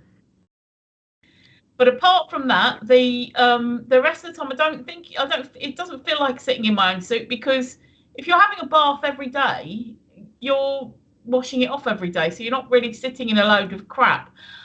Oh no, another time that I felt like it was when I tried using bath oils, and what happens is the dirt from your skin comes off and it sort of mingles with the oil in the bath, and then it lays back on you. So remember what we were talking about the dirty fingernails after you, like, because of the old skin. Yeah. That's what it's like. That's disgusting. That's disgusting. So that's like sitting in your own soup. But the rest of the time, it's not. And also, you know, you can always hose yourself down afterwards if you really wanted. So. I have bubbles in my bath as well. Well, I do when I fart. It's great. It's like having a jacuzzi. Hey, they're great. Yeah, yeah. Oh no. I don't use anything in my bath apart from if I really need it. I use I think it's magnesium flakes. It's like Epsom salts, and it just helps with the muscle relaxant. But you have to sit in. That's more for, rather than washing, that's more for relaxing the joints and things. And you have to sit in for about 20 minutes to let the magnesium absorb it into your skin to get to the muscles. Well, oil be fucked. Well, oil be fucked. Did you make anybody laugh on the ward this time, Steve? Because I know that you made them laugh. Me? Yeah. No, I was just, the last time you gave somebody an asthma attack and you got told off by the nurse. Yeah. That's because she missed his vein. Because she said she was putting a vein in, put a cannula in, and she said, "Oh, by the way, you're being discharged today." And I said, "Well, that'll piss my wife off." I did. You give him a laugh, all right. He's ripped the curtains down, wrecked the fucking bedside cabinet. I did. Huh? I don't know what it is about me, right? But I was in the ward, right? And obviously I was the new boy on the ward. Within half an hour, I found out there was Tom opposite, Philip, and Len next to me. Although I didn't really see Len because he had the curtain drawn. Disappeared in the middle of it. And we got talking. And I got talking, and the room changed so that it was just me and Tom left. And he said, "There's just us two left now." And he said, "I'm really glad you're here because the other two were miserable bastards. They wouldn't talk." No. And I said, "Did you try talking to them?" He said, "Well, no. Oh. I don't talk to people unless they talk to me." But no, people are like that. That's not everyone. Some people are like that. Some people wait to be spoken to, and some people are the speakers. And Minxie, yeah. Yes, exactly. In fact, that's what I did in the room. I affected the pH balance. I fucking kebab. Here we goes again. Yay. Yeah, whoa. There was lights happening then. No. I saw light, but nothing passed. Lights are on, but no one's home. But yeah, a lot. But yeah. This is. What's this? A lot of women use Body Shop and radar, stuff in their bath and everything. But there are a lot of women like us who have to be careful what they put in the bath because of the pH balance. Otherwise, we'll be using Canesten and hemorrhoid cream. He's at the door. Where did he come from? I told you I saw it behind that hedge. I see him walking now. Walking that path. Bloody hell!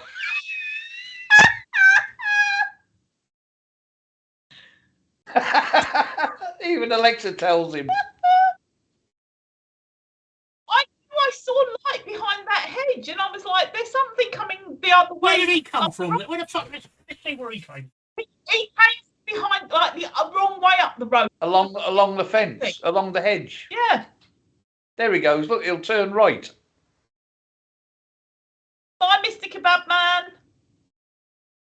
see where he is. Hang on, I've got to get the camera up.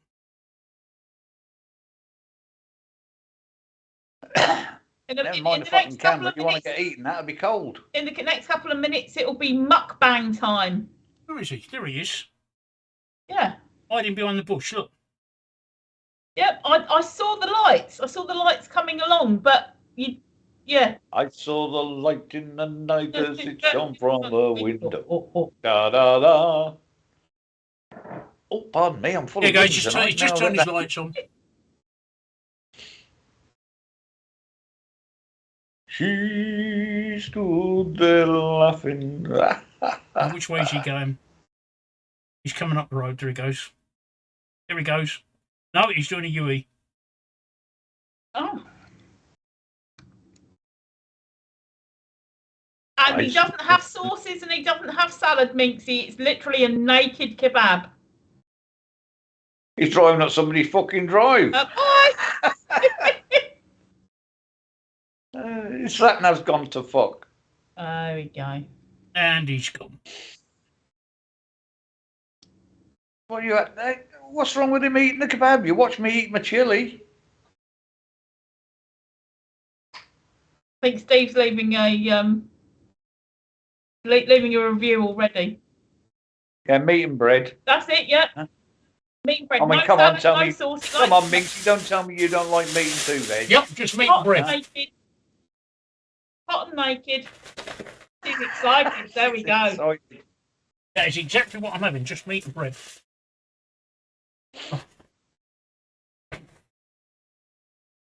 We need to see this before you start eating it. We need to rate your plate before you start eating it. No, up. There we go. Oh, look. A dry kebab's never very nice, Minxie. That gives you a sore foreskin, I tell you that. Spit on it first. Minxie can spit on it first. All right, Miss Mouse. Thank you for popping in. You stay safe yourself. See you soon. I'll be back in a minute. See you soon. Have a good Christmas if we don't see you before. Stay safe, darling. It does. Oh, what's he? What's going on? I can't see what's going on there. He's fucked off with his Yeah, bread. I thought I saw him leave it. Microwave. He's probably going to chuck it in the microwave, warm it up. He's probably gone to get some HP. Oh, what is going on here? Yeah, I need some sauce. Do you know what I have on mine? I'm a heathen. I have burger sauce. I know it should be garlic. I know it should be chili or something that actually goes with it, but I have burger sauce. I have barbecue. Yeah. I find barbecue sauce, though, make everything taste of barbecue sauce. Well, it's all right. I only want the meat and the bread. It can make everything, rather than having like a little flavour every now and then of it, it's just like everything is barbecue flavoured. But it depends on how much. Well, no. They put it in a pot.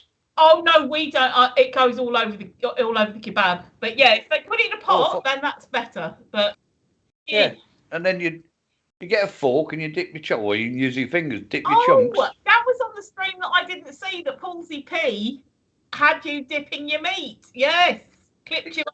Exactly. Yeah. I was dipping my meat. Eat raw onions because it just they repeat on me so much, and it gives me weird sugar cravings. But I'll have pretty much all the rest of the stuff. Onions give you sugar cravings. Yeah, because raw onions are actually quite high in sugar, but it's the onion, it's the reaction of it's so savoury, and like Who went? Who what? Who went? Oh, Miss Mousy. Bye. Mousy. Oh right, so yeah, we did say goodbye. Yes, a kebab is actually very good. Kebab and salad without the bread is actually very good if you're eating less carbs because it's very meaty, it's very flavourful, and you get all the salads. And then, of course, if you have the dressing on it as well, that's your little bit of oil or whatever. So that's where you're going wrong. You're having fucking salad with it. What do you want salad with it for? My side is chips. Look. Oh no! All I have is the meat and I do have a bit of tomato and a bit of Oh, so onion. you do and have that's salad. it. Well, no. No, I tell you what I like is when they. Because tomatoes are fucking fruit. No, it's when they do the slightly pickled cabbage. It's almost like sauerkraut, where they do the salt and lemon juice, and then let it drain out. When they do that, that's absolutely perfect. It's so good. But when they do it properly, if it's just iceberg lettuce, it's it's not really worth it. Yeah. But if you've got the proper pickled cabbage and tomato and all the other bits and pieces, then I think I've talked myself into a shish kebab for tomorrow.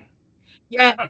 And a place near me used to also do white cabbage as well, like that. So you had like a white cabbage and there was a red cabbage, not all mixed together, like two separate ones. Oh my God, the white cabbage was just to die for. Well, I've got to do.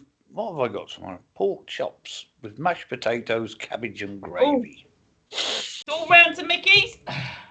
Oh, bye. Yeah. Gone again. Just saw him leaving on my screen. I like red cabbage, but it's got to be pickled. That's what we were saying. Yeah. Yeah, it's got to be. I like the stuff out the jar. Now, the stuff that we get in our local kebab shop is just shredded red cabbage. Yeah, no. It's got no fucking flavour. What they need to do is sprinkle salt and lemon juice on it, and then it pickles. See, now, quite often I'll have lemon juice on my kebab. I'll have a shish like he's got, and I'll just have lemon juice on it. Lemon juice rather is than nice, any right? sauce. And then what happens is it pickles in its own water, so it draws the water out and it pickles itself, so it's almost like a sauerkraut. Oh, right. Yeah. And that's good. But no, that stuff out the jar I like. Oh, is that in vinegar? I can't eat that. Yeah. Oh, what has it been? Has it been mincy? I know that there's a sick bug going around. There's also a really nasty cold bug going around. My grandson's off school at the moment with the sick bug. Freezing my tits off in the fucking playground, waiting for my granddaughter today. Oh. Fucking hell. I even got told to get off the fucking play equipment. True. God. I was sitting on a fucking swing, waiting for it to come out. I'm so sorry to hear that. I'm presuming she, because I think you said she earlier. Is she okay now? That's what everybody's panicking about. That it's strep A, and I've known. Is that the right way to talk about Mark? My granddaughter had that when she was about 3, and she went to the doctors about 4 or 5. My daughter took her to the doctors about 4 or 5 times. In the end, she was that lifeless. She rung the doctors up at 4:45. They shut at 5. So I'm bringing my daughter down now. They said, we got no point. No arguments. Yeah. Now. Took her down. Best you get her straight to the hospital. Yeah. Did you read on the And news she was today? in there 3 or 4 days. 3 or 4 days. Oh, she was about the in there antibiotics. with scarlet fever. Go on, Tracy, you know what I'm going to say. Apparently, it's one of them that you can only catch once as well. Yeah, I'll talk about the antibiotics in a minute, but about sort of 30-ish years ago, when my kids were little, scarlet fever, strep went around then, and nobody was hospitalised that I know in my group, but lots of the kids were very ill, and it developed into scarlet fever. Weren't we talking about this last week? And I think I was saying that the fact that people, for the past couple of years or so, have been isolating from other people and everything else, that the germs haven't been spreading, which can, well, in my opinion, can cause these outbreaks. And one of the top health officials, like Patrick Balance or somebody like that, one of them actually said that it was because of the cocoon of. It was one of the reasons is probably because of the cocoon of COVID. That's what you got to do, Minxie. Just keep getting, even if it's only a sip of water, keep getting the fluids down them. But so that you don't dehydrate. I know they don't like it, but they've got to keep taking the fluids.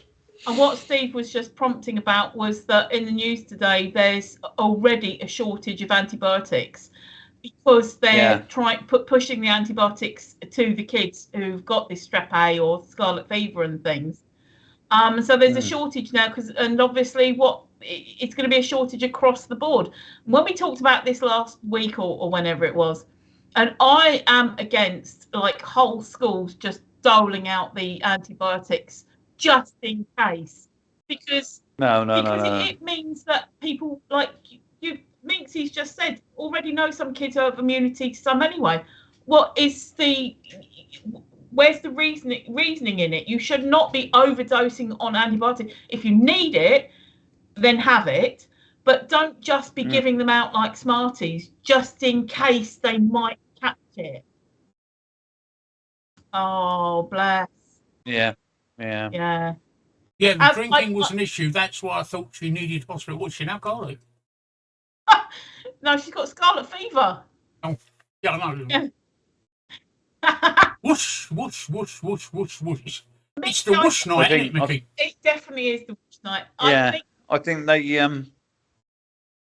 now my granddaughter's called Scarlett, and I think they put her on a drip when they got her to hospital only overnight, like, and yeah, Minxie, I'm sure you're doing all stuff like this, but try things like small ice lollies, and yep, even just a lick on the light, just shove it in the mouth. And little bits of sorbet, not too tart ones, like strawberry and raspberry can be a little bit tarty, but try and find something that's not going to be too tarty. You know what I mean, stingy. Anything like that, anything that gets fluids in. Oh, that's it though. When I've had flu and I'm coming out the other side of the flu, and when I was coming out of COVID, it did feel like a hangover, like I'd been partying for 3 days, and then when you drink too much and you stay up too late, and not the next day, but the day after, when you sort of feel like, okay, now I think I might have slept it off, you feel a bit woo. She probably is feeling a bit like that. Oh, that's good. Well, how about just doing some ice cubes? Maybe if you can do some ice lollies just made out of plain water, they can be a bit fun. We used to make them out of orange squash when my kids were little. Ice cubes, yeah. I mean. Yeah, orange squash might be okay, but it's the tartness on it. Because I find that if jelly is too strong in flavour, it makes my tongue sting. So I can imagine that it'd be, that's anything just to get the fluids down. Now. So she probably is. Sounds like a mother. She's preteen as well. She's on that cusp where if you think she's stubborn now, just wait until she hits the full. Been drinking today, much more wet. I bet she wouldn't refuse a McDonald's shake. She probably wouldn't. Yeah. The only one of them I like is the fucking vanilla ones. I love a vanilla shake. Oh, bless. She's too far grown up for her own good. Yeah. Oh, I've got an 8-year-old granddaughter thinks she's fucking 28. They do. Mm. For all the new viewers, I don't actually do anything on this stream except sit here and eat. Sit here and eat, No, there's a little bit of grumbling at first, maybe some shifting around of the shorts, and then food. But it is a lot of eating on stream. He does a lot of mukbang. So. Yeah, that is how you know that they're a little. Yeah, but some people make a living on bloody YouTube and that, doing food reviews and whatever. Yeah. So carry on with your eating. I mean, that's a tempting thing, like to sit on YouTube and eat. But I cannot concentrate on my food if I'm filming, or I wouldn't be able to sit here and eat because I wouldn't be able to enjoy it, and it would feel like I hadn't eaten. And people have wondered before why, like if I'm on the phone or something and I say, look, I'm going to have to go because I need to go and make my lunch or something. And they go, oh, yeah, we can eat it while you're on the phone. No, I can't. Because it's the connection between the brain and the food. I actually need to be involved with the food, be present in the room. If I'm talking or if I'm talking on here or if I'm on the phone or whatever, it doesn't make the connection and I'm still hungry. So I don't know if that's just me, but that's otherwise I It is. It's probably. I mean, you just saw me scoff down a bowl of bloody chili. Yeah. I couldn't do that because I would be hungry again after the stream because the connection. I'd have been concentrating on talking on here and the connection. Oh, I'll have me cup of tea and me biscuits after the stream. Don't worry about that, Millie. The dog will come and... I've been puking Yeah. most of the day. This is the first real food I've had. Why have you been puking? Because of the pain or the morphine? Or the Yes. infection? Everything. Oh, everything, yeah. So what? Eating And is great, amalgamation. Mixie, and mindful eating is important. Yeah, I think that's the thing. If I'm not like mentally present, if I'm having a conversation with you, let's say, and I'm eating, it doesn't register. The stomach brain connection doesn't register, and I'm still hungry. I'm not so bad if I'm eating like in a pub or a restaurant and I'm talking then, because I can. It's there and there's no other distractions. It's me and whoever I'm eating with. That's not so bad.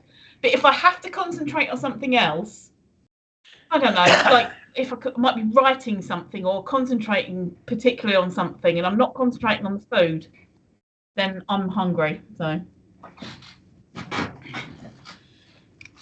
oh good, well I'm glad I'm not weird.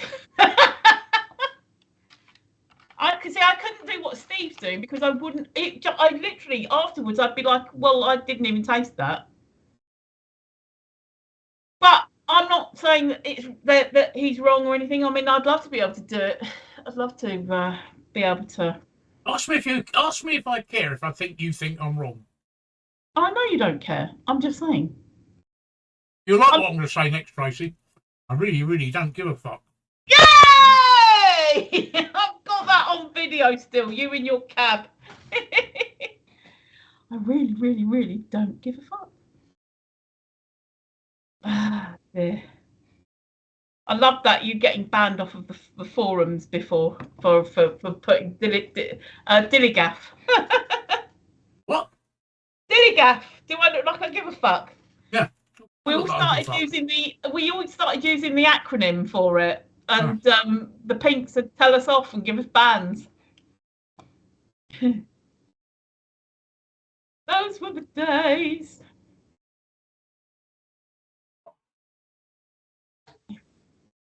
Is Sean at work tonight? She is indeed.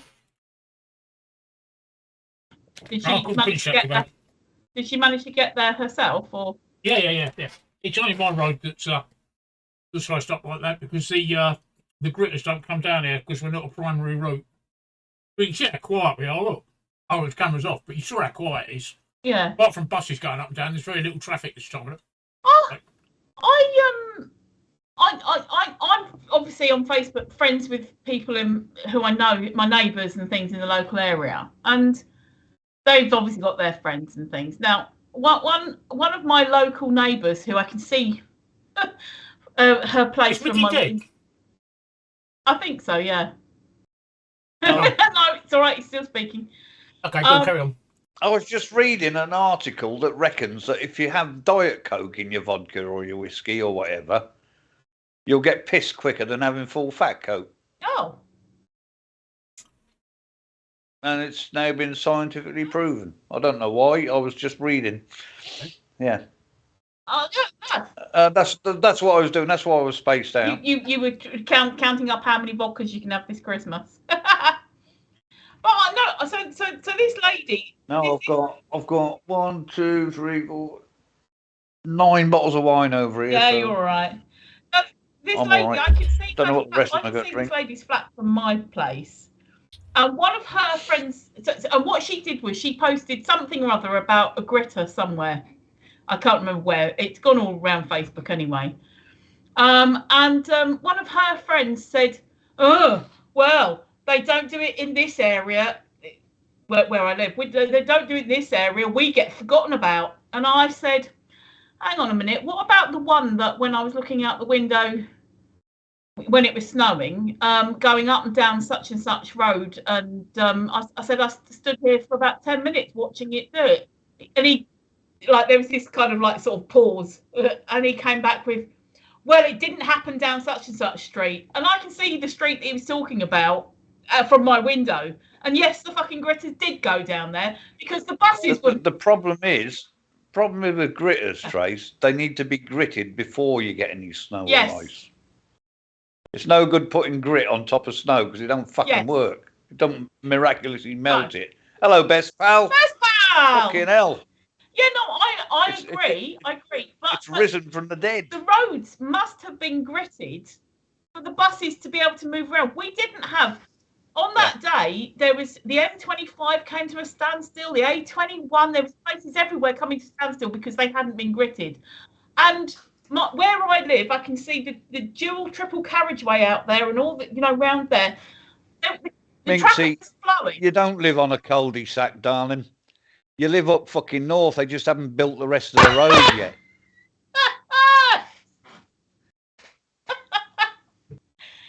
Boom. The Romans ain't got that far yet.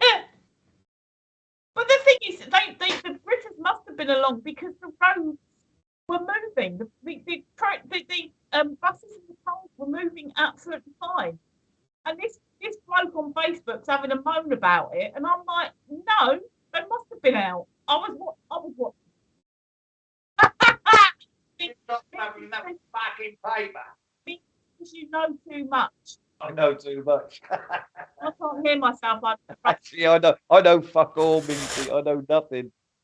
Mincy, Best Pal says they're still trying to learn what a road is up north. Oh my God, if only.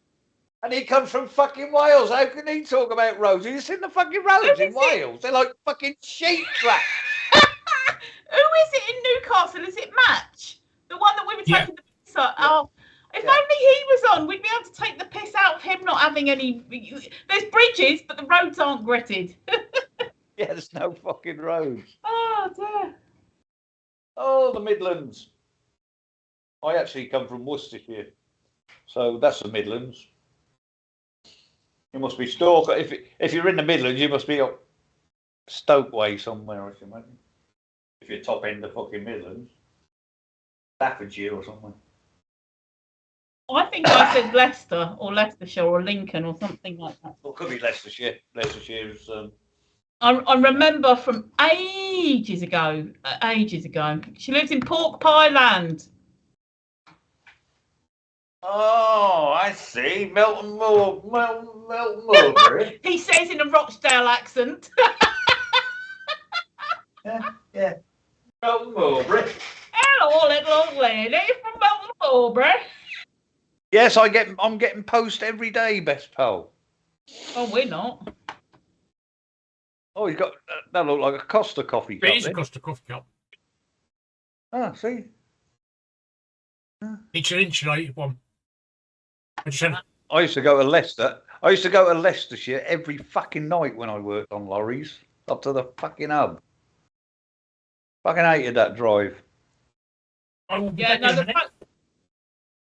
Well, you won't get post, Best Pal, because you've got no fucking roads, have you? the post is pretty non-existent though at the moment. We're getting like 2 days at a time of postal strikes, and it's just messing everything up. And the problem is that there's a massive, great big backlog. So whatever is posted now, you probably won't see until after Christmas, and it's just. I mean, I got post yesterday, which, like saying, I got the results of that from me bloody. Yeah, post was okay yesterday. Bowel screening, whatever it was. Okay was. Yesterday, but they're striking today and tomorrow, and then again, sometime next week. It might be the 23rd. I can't remember. So, and then you've got the train strikes and certain bus strikes. I don't know what our schedule is over Christmas.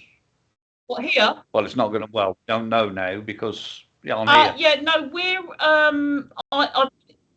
yeah, no. I put it in Discord. That I'm going to look now because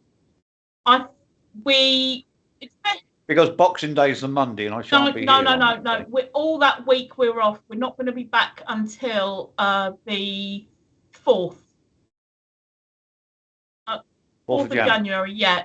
So I've got here the Woody Show. Touch wood. Woody Show is on Christmas break from Thursday the 22nd to Tuesday the 3rd. So that gives us all the Christmas, and that gives us all the Christmas week, and then back on Wednesday, the first Wednesday of January. I've just been to the toilet, Tracy. You can hear my problem. I can. It must have been a very troublesome poo.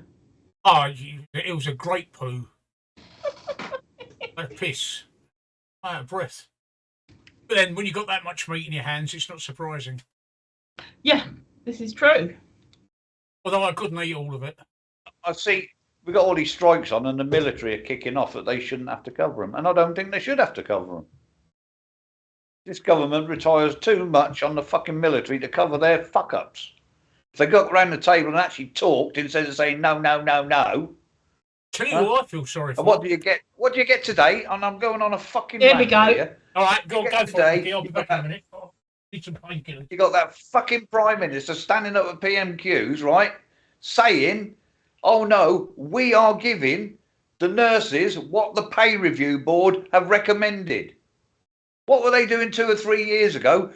The fucking pay board was recommended 3%. Oh no, you can't have that. You can only have 1. Yeah. So it's all right for them to fucking go, no, you can't have 3, you can have 1. But they can't turn around and say, oh no, you can't have 3, we'll give you fucking 5. If it'll work one way, why can't it work the other? Huh?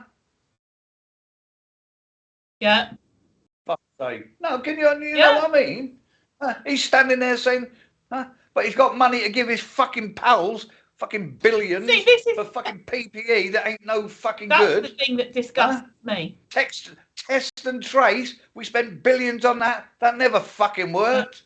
And the people who worked all through this pandemic don't give them any money. It's fucking diabolical. Hey! But also the PPI contracts that went to people who didn't have PPI, who were friends. It was all like backhand. Matt Hancock's fucking pub landlord got a fucking contract for PPE. Yeah. Huh? He's a pub landlord. What the fuck's he know about PPE? And it came from fucking China. It weren't no good to use. I know. This is the thing. It should have gone to companies that were actually importing the in the first place. It should have been okay. You've got the companies. Put it out to tender, and whoever can deliver for whatever price they will do it. And you're absolutely right, best pal. His wife is a billionaire that doesn't pay taxes. Yeah. And that was a question that came up again today. When are you going to do with non-dom tax exiles? Yeah. Fucking load of bollocks. Sorry, ran over. I love it. Huh? I do. I'm not a militant person, but I am all for these people that are going on strike because they've been shat on for I don't know how many freaking years by, well, at least 12 years of this Conservative government. Huh?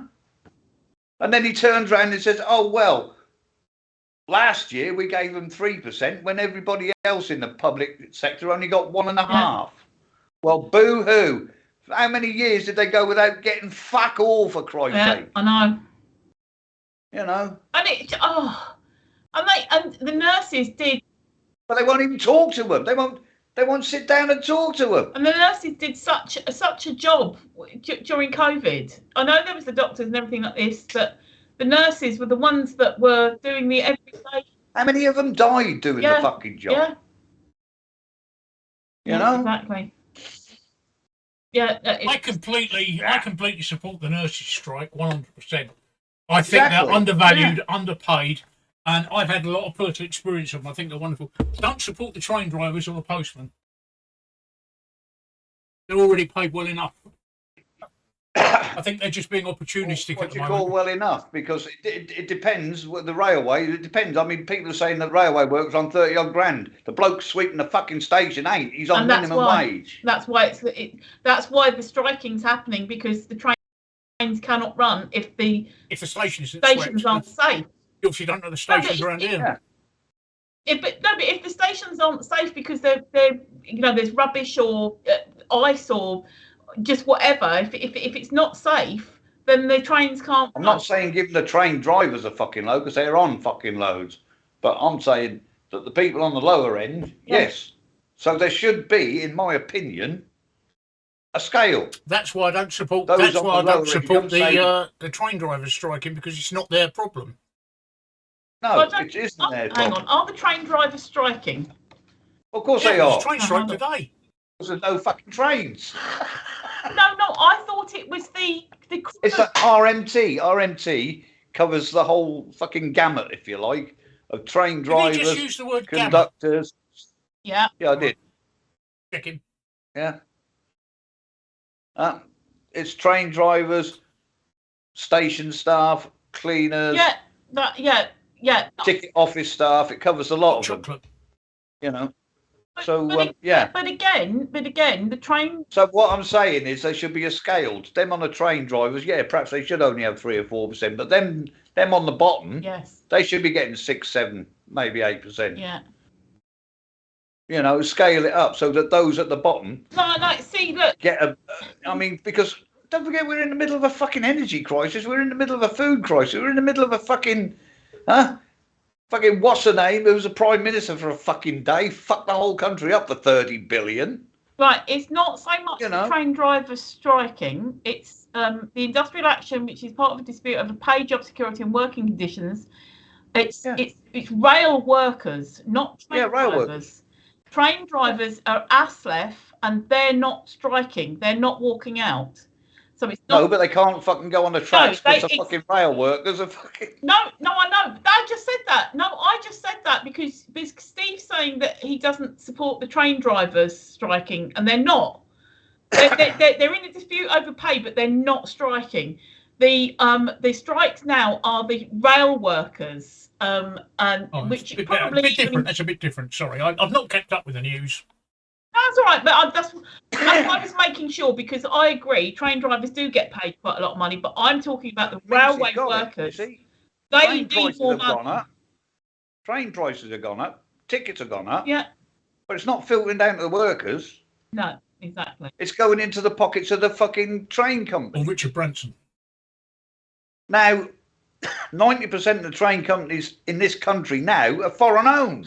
Listen to this, right? How much are rail workers paid? They've estimated the average salary, not including train drivers, the average salary is 39,000. The RMT said that figure was still too high because it excluded rail cleaning staff who are not categorised as rail workers by the ONS. Which is what I just said. No, but I'm saying that's disgusting because the rail cleaning staff are part of the railway system. That's disgusting. Oh. As for the posties, I mean, I don't know about you lot down in London. We used to have 2 deliveries a day. Yeah. 7 days a week. Morning and afternoon. Now you're lucky to get one a fucking day.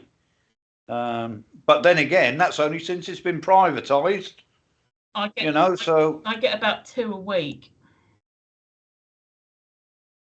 It probably does come round every day, but I think they save it all up, And well, if you've got to go up that many fucking flights of stairs, I wouldn't do yours every fucking day. I Google what the average postman's salary is. I could ask my daughter actually, because my her fella is a postie. Hang on. I'll tell you what I feel sorriest for in all these disputes, right? The nurses, obviously. But small eBay and Amazon sellers, they're being hit really hard by this, and it's not their fault. Yes. I've got items from November are outstanding. Yeah. And I'm going to have to hurt these sellers because I've got 28 days from the date of purchase to make a claim for item not received. And we're approaching that 28 days. 25th of November, I've got items that I'm waiting for. And I've got open disputes, and that hurts these sellers. I don't want to do that, but if I don't, I lose my right to a refund, just in case they haven't sent it out. Postal worker average salary in United Kingdom, the average postal worker salary is 24,000 a year. Entry level starts at 22,000, and obviously, I guess that in London that'll be slightly. It's not. Yeah, it'd be London weighted as well, wouldn't it? Yeah, it's not a lot though at all. I mean, it's not a lot at all. No, I mean, I finished work when I finished work July. I was on 26.5. Yeah. So, I mean that worked out, and that's not a great deal. I mean, we got by. We managed to pay all our bills and have a holiday once a year, but it's not fantastic money. So a postie on 24 grand. I can see where the way things have gone. I mean, what fuel prices have doubled in the last year, or probably more than doubled. I mean, I'm noticing it through my fucking little smart meter here. It's £4 a day, and that cost to heat this house. We could do it for £4 a week 2 years ago. It cost me £4 a day for me gas for me central heating. That's what we're paying, £4 a day. Yeah. My daughter had her central heating on for an hour the other morning, and it cost her £2. So For an hour. yeah, something she's on. See, now I leave mine on all the time, 24 hours a day. She's on a because prepay and she's not in. It's quite well, no, because you're not, because you got to think, right? It's on a thermostat. So when it gets to the temperature I've set it, which is 19 degrees, it turns itself off. It's only when it goes below 19 degrees, it'll turn itself on. So that keeps the house warm. If you've got to heat the house from stone cold, I'm going to be burning a damn sight more fucking gas to get it up to 19 degrees from, say, 5 or 6, whatever it is outside, than it is to keep it on 24/7. And I've done the math, and I've done I've actually done it, had it on and off and then run it. And it actually works out cheaper for me to keep it on 24/7. Minxie says she spends about £8 a day. Her thermostat set to 16, and it only comes on when it's below that. Yeah. So, you're not spending money when it's below that temperature you've set it to. Yeah. According to my thermostat in here at the moment, it's 20 degrees, and I haven't had the heating on for most of the day. So. No, but you're not being funny. You're in a block of flats, so surely you must get heat rising up from other flats. Well, I'll tell you what. My daughter lives in the same block, but she faces east, and her flat is freezing. It's about 15 degrees lower than mine. And I am lucky. I'm going to touch wood here. I face south. All right then. I face south. And so when it's sunny, I get the sun, and even in the winter, it still produces warmth. And I'm going to say this quietly in case they can hear me. The people downstairs have their heating on all the time. So I'm lucky in that respect. It's like having underfloor heating. Yeah. I mean, it doesn't feel warm, but it doesn't. No, I know, but you're still. Yeah. It's just me in the house at the moment. And the only heating on in the house right now is my PC. I'm in my room with my door shut, and it keeps the room shut, and that's so I don't need to heat the rest of the house. The house is the house stays pretty warm anyway. It never ever drops below about 17 in here. 17 is. That's what I'm saying. That's why mine's set at 19. That's comfortable heat for me, but I prefer 19, but I can live with 17. Oh, I could live with 17. Yeah, I mean 19's way too warm for me. You know when you go to like a Premier Inn and you can't get any lower than 19. Oh fucking hell! You walk into there, it's like there's no air. Just and you can't get any lower than 19. And you like on a hot day, and you're trying to get the air conditioning to pump out anything lower than 19 degrees, and it shuts off at 19 degrees. And I'm like, no, it's boiling hot outside, and I want 10 degrees in here now, and you just can't. I'm just going to the loo. Oh, he's breaking his chair. Someone buy him a chair. His chair's breaking. He keeps trapping his piles in it. So it's like I'm saying, it's the small sellers that I feel sorry for, because they have no choice. With PayPal and Amazon, I've got to put in the claims, and Amazon and PayPal will refund me, which means the small sellers are going to lose out because they've sent out the goods. Plus, I've had the money back, which has been taken off of them. But luckily for them, I am an honest person. Yes. And if anything turns up after I've been refunded for it, I will. I will pay them back for it, but it's all difficult. No, you won't be able to send through Amazon if they're not actually an Amazon seller. You have to be accepted onto the Amazon selling process. Someone's probably got Willy Wonka going again. Willy Wonka. You have to basically apply to be an Amazon seller, and then they accept you. And yeah, it's not like on eBay where, if I remember rightly, it's not like on eBay where you can just stick a thing up and it sells. You have to go through it, and it's a bit more involved as well. Rather than, like I said, sticking it up on eBay, it sells, you post it. A bit more professional. Yeah. So that's the thing. And you've got to have an Amazon account. I've just realised as well that sending through Amazon, you'd have to be accepted for Amazon to fulfil it. And if you do the Amazon fulfillment, you send them the product, and you have to have a certain amount of units. It can't just be one item. It has to be a pallet of items that gets sent to Amazon for them to fulfill it. And rather, because otherwise, if you sell it through Amazon, but you've got the product, you have to post it, and you're back to square one again. So, so there we go. I've worked as an eBay and Amazon seller through a postal strike, so I know exactly how difficult it is for them. Yeah. That was a gorgeous hot chocolate I made myself. I remember there was one once. I don't know if I was a power seller at the time, because I was posting on the round table, and there was a postal strike, and I sent something out to. Actually, she turned out to be a bit of a troll. She trolled me terribly, she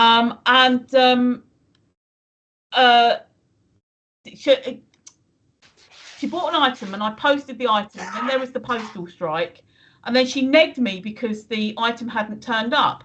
And I said, well, there's a postal strike. And she said, not in your area, there wasn't. And I said, the postal strikes were in London. Where the hell do you think I live? But she turned out to be a bit of a troll anyway. Well, we called it the magic stamp effect. It's like when we get adverse weather and Royal Mail can't deliver. I remember a conversation I had with a customer. She said, she bought some batteries off me. She said, I urgently need these batteries. I'm snowed in. I need them for my torch. I can't get out to the shop to get any. Oh, right, and yeah. I said, how do you think the magic stamp works? And she said, well, if you can't get out because you're snowed in, that's Royal Mail going to get in. What did she say to that? They don't like logic. I'm really sorry. I've had a member of staff, another one, right? I only employed one member of staff. I'm really sorry, Linda. I'm really sorry. I've had a member of staff go off sick, so I'm a bit short-staffed, so I'm a bit behind. Well, can't you get new staff? Well, yeah. Go on then, okay. From the time I make the decision that I want a new member of staff to advertising, right? Recruiting is probably 3 months. Yeah. Then probably another 3 months to bring her up to speed where I am. So that's 6 months down the line. And during that 6 months, I'm not just short the member of staff that's being trained, I'm short the member of staff that's training the member of staff. Yeah. So you explain to me then how doing that for 6 months' time will solve your problem right now. Yeah. I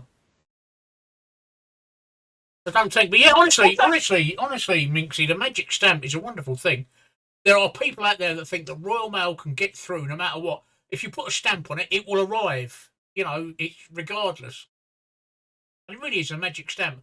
And the worst thing is when you have adverse weather and you say, well, it's not snowing here. Oh, okay, well, it is here.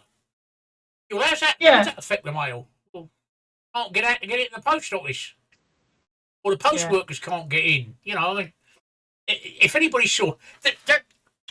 talking about the M25 earlier, the M25 at the M11 junction was brought to a standstill. Was it yesterday or the day before with the snow?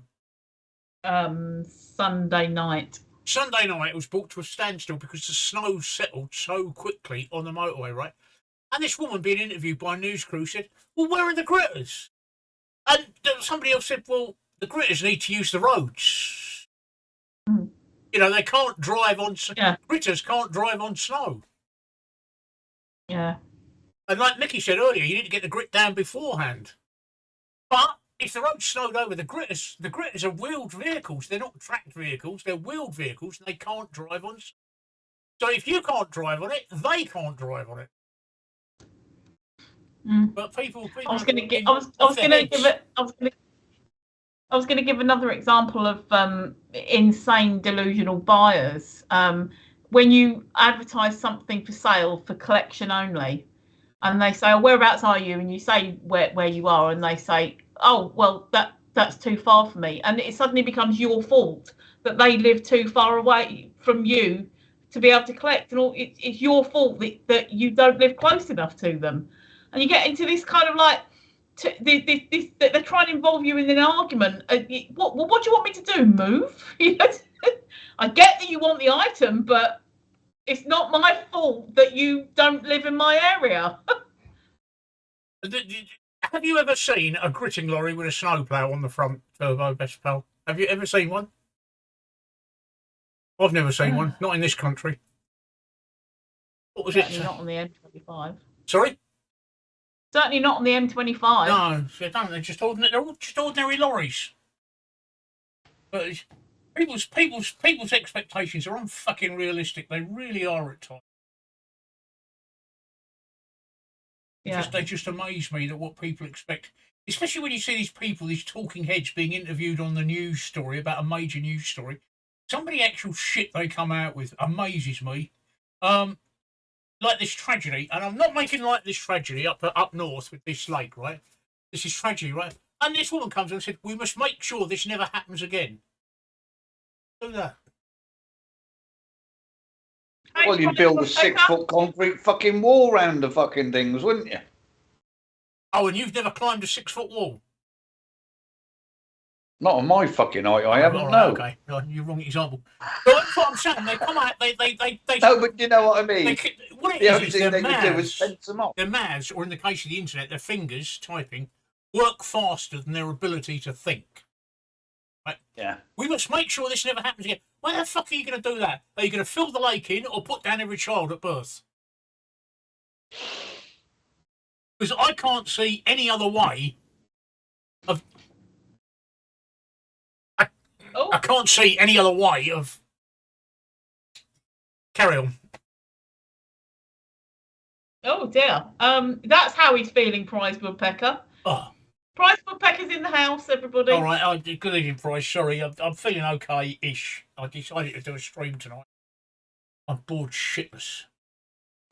But I think, Minksy, you're saying that. I think the problem is the parents have got to take more responsibility for educating their children about the dangers of these things.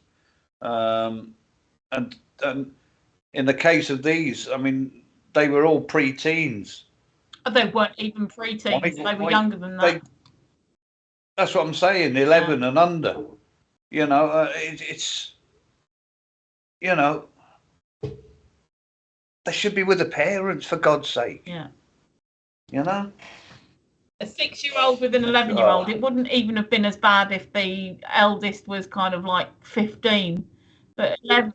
Well, it would still be bad because... No, I mean, bad in it, not in the tragedy. Right, Minksy, kids are little shits, but as a parent, I mean, I'm sure you do. You make your kids aware of the dangers. They've got the information there. They've got the facts there. No, Mickey's right. I did with my kids. I constantly fucking... sent them out to play on the M25 so they would be aware of it.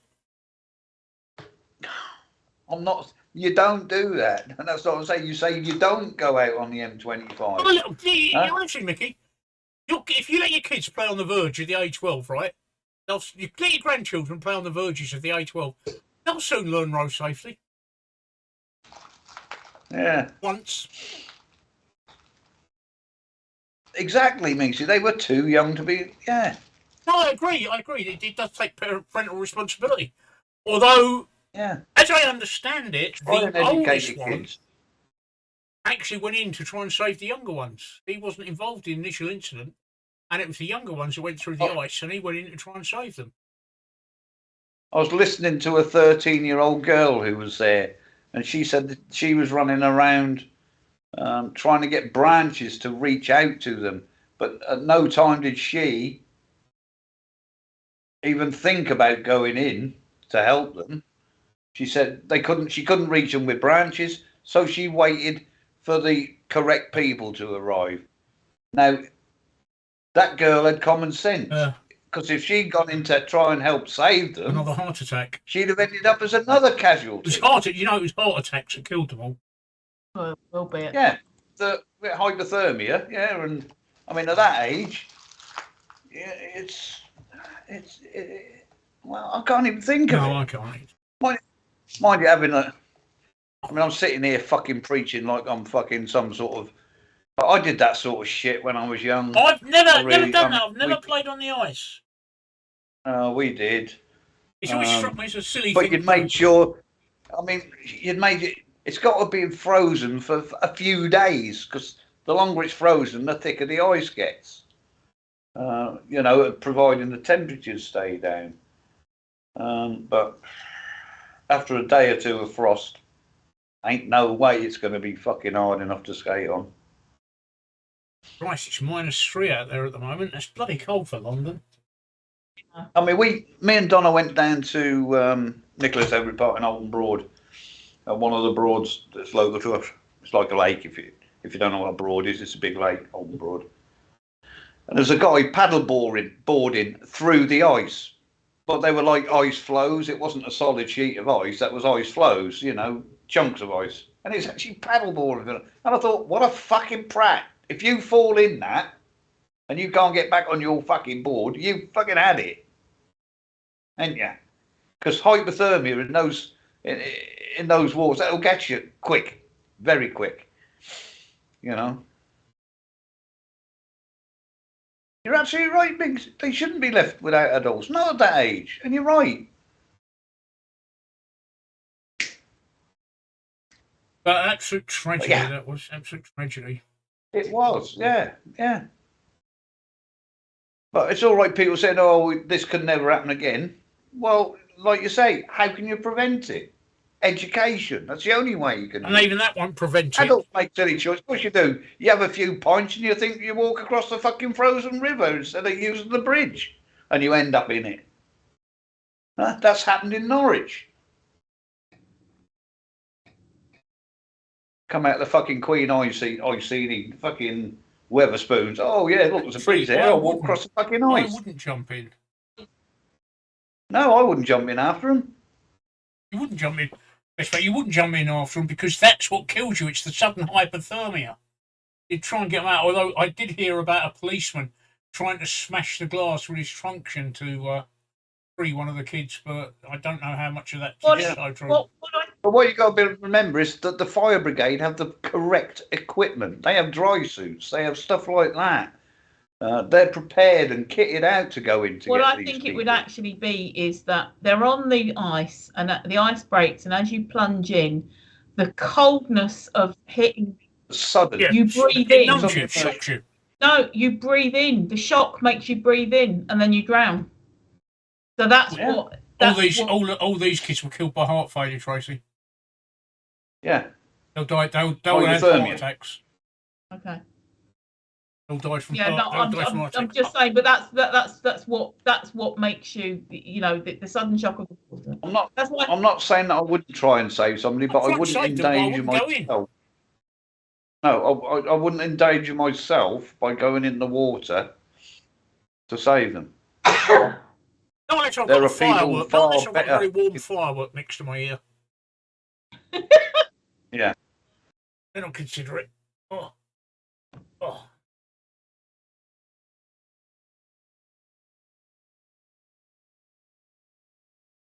But no. Yeah, but no. Oh. It's still snowing out there. Oh.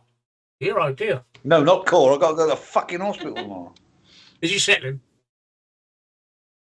Yeah, my car's covered. That's going to be fun, isn't it? Yeah. It is in my rear-wheel drive automatic. That will be fun. Reverse. Yeah. Reverse all the way there. I'll just slap it in fourth and leave it in fourth. Because I've got my automatic, you just knock the stick sideways, it'll change. Fucking it'll stay in that gear. Does raise a very valid point. But the thing is, you hear of this every year, don't you? Every year. Yeah. Bryce Woodpecker raises a very valuable point when he says it's sad that kids died from falling in the ice. However, it is things like this that will keep others from doing it. Yes, it is. It is education. And it's a very, very, very hard lesson to learn. Hard lesson to learn. But it happens every year, doesn't it? Almost every year. It's like in the summer. almost every year, people are stranded out on the sandbanks, aren't they? Yeah, or jumping into old what they call mines, not mines, fucking gravel pits and that. A lot of people died swimming in gravel pits. I just had a look and found another angle of the story through it. It says basically one of the friends has explained about how it unfolded. One of the boys got his leg stuck in the ice, and then all his friends rushed over to help him, but they all fell in. So basically, the leg was stuck, and really the advice should have been stay where you are, don't do anything, stay still. We're getting help, but everybody rushed in, and then they all fell in, and then it said, where did I just read the next thing? Oh, one of the officers tried to punch through the ice to help the boys. Members of the public also jumped in.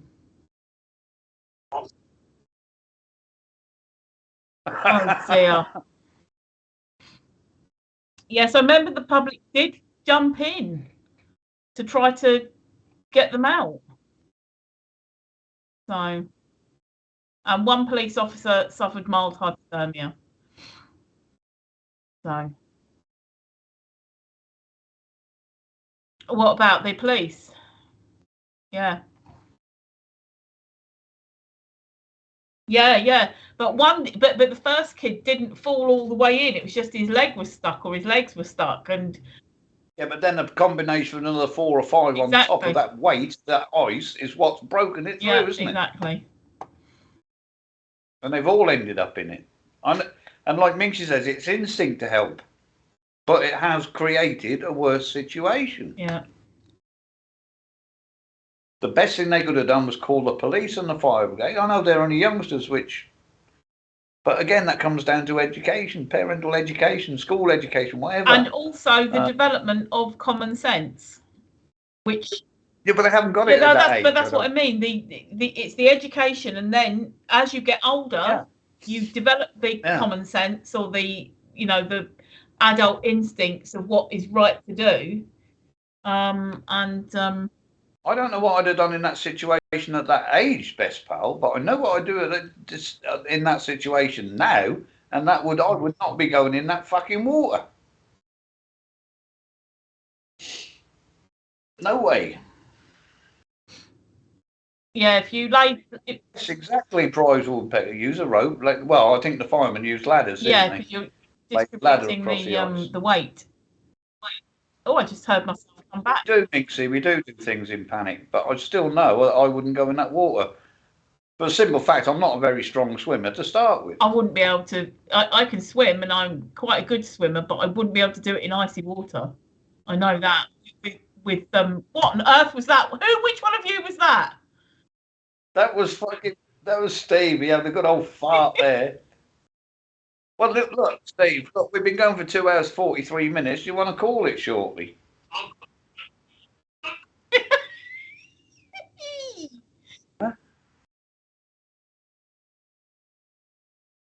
Yeah.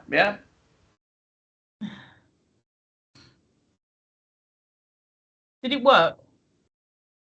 You're right, Minxie. They aren't equipped with the logically. But yeah,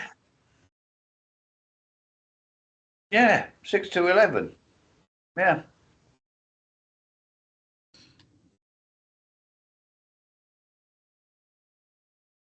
But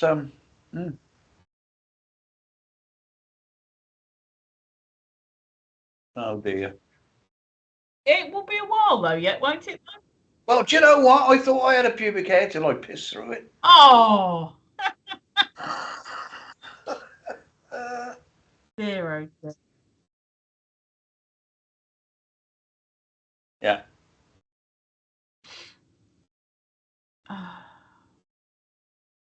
Very tragic.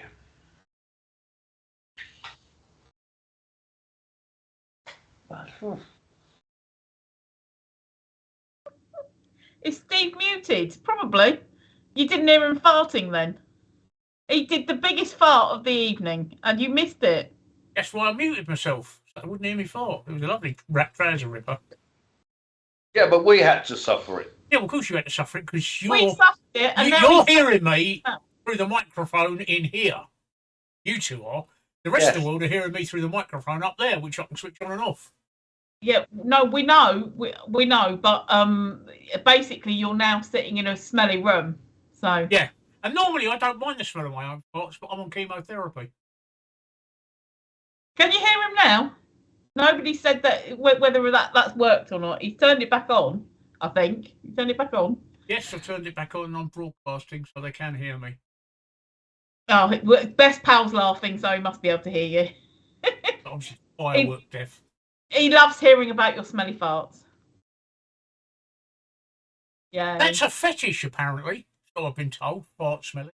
It is indeed. Or smart felling. Bottle them and sell them, Steve. Yeah. Pretend that it's from a pretty lady's bottom. Fragrant bottom. He's looking around for his... Look at... Did you do another one? You have no idea how much my farts on chemotherapy stink, do you? You've got no idea. Yes, well, I can imagine because of the way that you've been telling us for months about it and the faces you make. It's absolutely brilliant. Ah, dear. Yeah, they'd probably eat the bottle. You what? Vicky did. No, I'm fine. I think he'd... Are you a ventriloquist dummy? Oh, no, I'm not. I'm sure he said that without moving his lips. Did I? I don't know what's going on then. Exactly, Minxie Moon. They're quite exceptional. They're... Fragrant is a word that... Oh, best how that's happened before. Oh, it's happened before quite often. Yeah. Yeah, it happens quite often. When I'm on one particular antibiotic, I have to wear nappies. Because it happens so often. Oh, and just on another note, Steve, I've ordered myself another NVMe drive, another 2 GB one to go in my system. Ooh. Just a bit of useless information. How many you got in there? I've got 2 at the minute, but one's only a 500 and the other one's only 1 terabyte. Have you got room? How are you mounting it? Or are you using an adapter? What? NVMe's? No, they're both on my motherboard. All right, you've got 2 slots on your motherboard. Yeah, I've got 3. 3, right, okay. Which is why I'm now going to put the 3rd one in. I've also got a 2 terabyte HDD and a little 500 SSD. Well, what I did I prefer NVMe's, to be fair. What I did is my machine came with a 500 gigabyte NVMe, and I replaced it with a 1 terabyte one. Sorry, it came with a 250 gigabyte, and I replaced it with a 1 terabyte one. What I do is I use this as my clipboard drive, and there it is. Oh, right, yeah. In the adapter. And I use that as my clipboard drive. Oh. So just USB 3, is it? USB 3.2, I think, something like that. Yeah, 3.2, 3.1, whatever it is. Lightning fast, but yeah, that was my old 250. So I've got 200. I've got a 2 gigabyte one for 119 quid, which I didn't think was too bad. That's not bad because I paid 70 quid for a 1 terabyte SSD the other week. Yeah, that's not bad. 2 gigabytes. 119 quid for 2 terabyte NVMe drive. Made by whom? WD. Oh, okay. Red or black? It should be here. I think it's a blue. Let me just have a quick look. I'm sure it's a blue.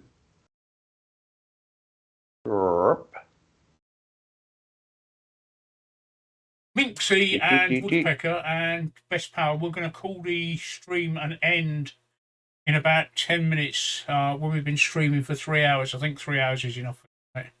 Maybe go for a longer one on Saturday. I don't know. Yeah, it's a 2 terabyte SN570 M.2 NVMe. Not bad. And that's from scan.co.uk. I get a lot of my stuff from them. I do when all I build my video PC. editing. I do it. I scan to my NVMe drives. Yeah. These are my. I only use. I've got my HDD purely to put games on. That's my downloads and my images. I mean, my the last game I downloaded onto my HDD was 135 gigabytes. One game.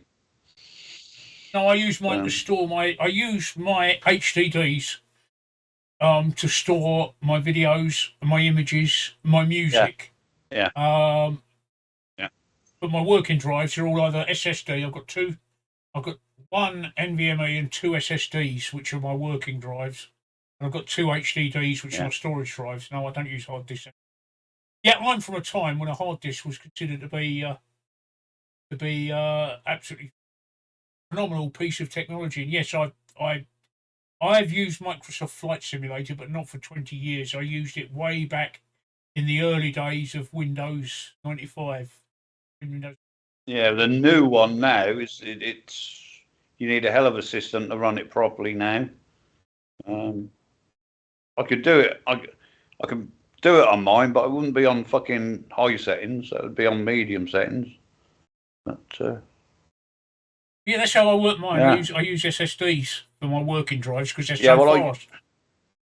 My 500 gig NVMe has got my Windows on and a couple of my most used files, but everything else goes on the rest. No, Rachel, are you still with us? I am. I've got two SSDs. She's zoned out now. We're talking computers. I've got two SSDs and whatever it is, HDD, hard drive. I've got a small SSD that's got my Windows and my programs on. I've got another SSD which is kind of like my working one that I use when I'm editing and stuff like that. And then I've got the hard drive, which isn't SSD, is my storage, and that's got like all my stuff on it. And then I've got two external hard drives which aren't SSD, just to store on and then take it out, so it's like a backup. So there, I do like a good bit of storage, and then I've got lots of little storage memory cards. Do I put everyone to sleep then? That's my backup drive. Oh, where's? That's a WD Passport Ultra. 4 gig on there, and I back my system up onto that once a month. I've got a cloud drive on the network. I've got an NAS on the network. Yeah. So I've got 2 gigabyte cloud drive because I don't back my system up. I only back up the important bits. Yeah, that's what I'm saying. 2 Yeah. terabytes is fine for me. I've got loads and loads and loads of photos, and I've been also been scanning and videos, and I've been scanning in my entire photo collection. And I'm sorry, I'm just trying to find. I can't find the other one. My entire photo collection. So I would hate to lose that. So I've got like multiple versions of it. That's my oldest portable external. I can't find my newer one, which is also, I think, a Samsung, but it's this one. I think this one is 1 terabyte, and the other one that I've got is 2. So all my photos are backed up to Google Drive. Yeah. Well, it's completely free, and as long as they're not ultra high res, I think as long as they're not any more than 8 megapixels each image, it doesn't come out your storage allowance. And I've literally got tens of thousands up there. Yeah, no, eventually what I'll do is my brother will store it on his server because he's got some servers. So I'll probably just add it all up there because they're all family photos. So I might as well just get them onto a family server. And he's the techie one that's got servers. Like he literally travelled to Coventry, I think it was, to have a dedicated massive server thingy. I've got a server thingy. Yeah, well, he uses it for work and also play, virtual reality and things. He's the techie, the mad techie one. I don't know what I've done with my other drive.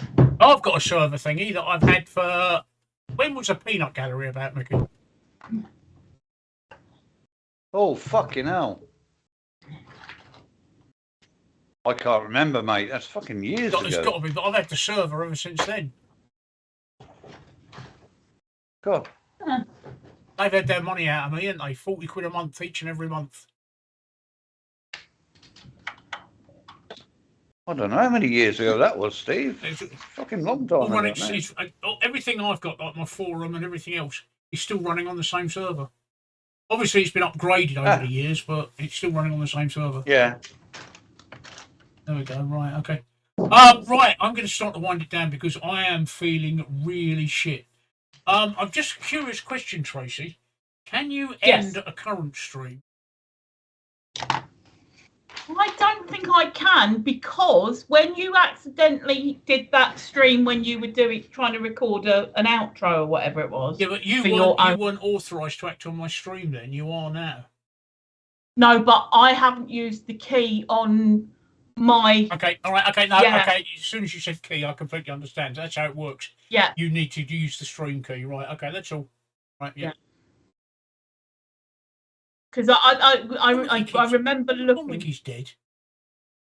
No, I'm not. Yeah, he keeps zoning out. He's enjoying himself.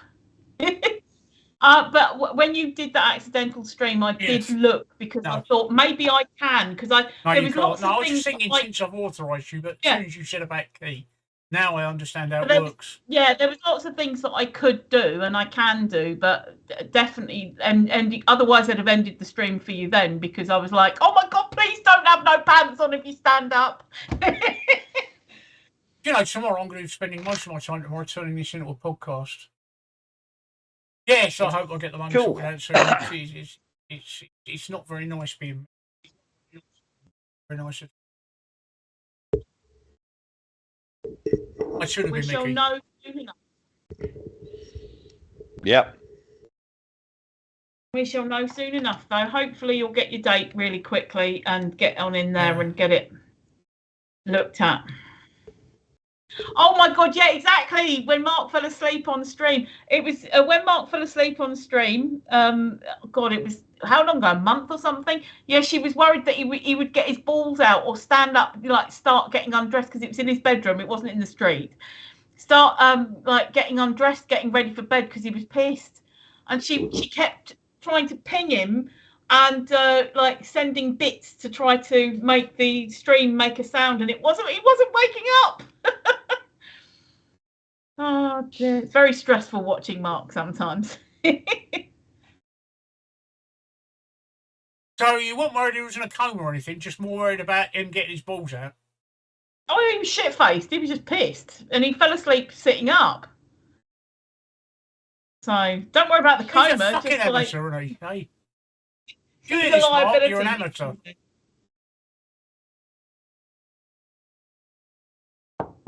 Where's he gone? Where is he? Yeah, you could hear him snoring. Yeah, he was snoring. He was snoring. And he was doing that thing where he did the little stopping bit, and it was like, is he get? Yeah, he's breathing. Right, on that note, good night from me. Wasn't quite sleep apnea. Yeah.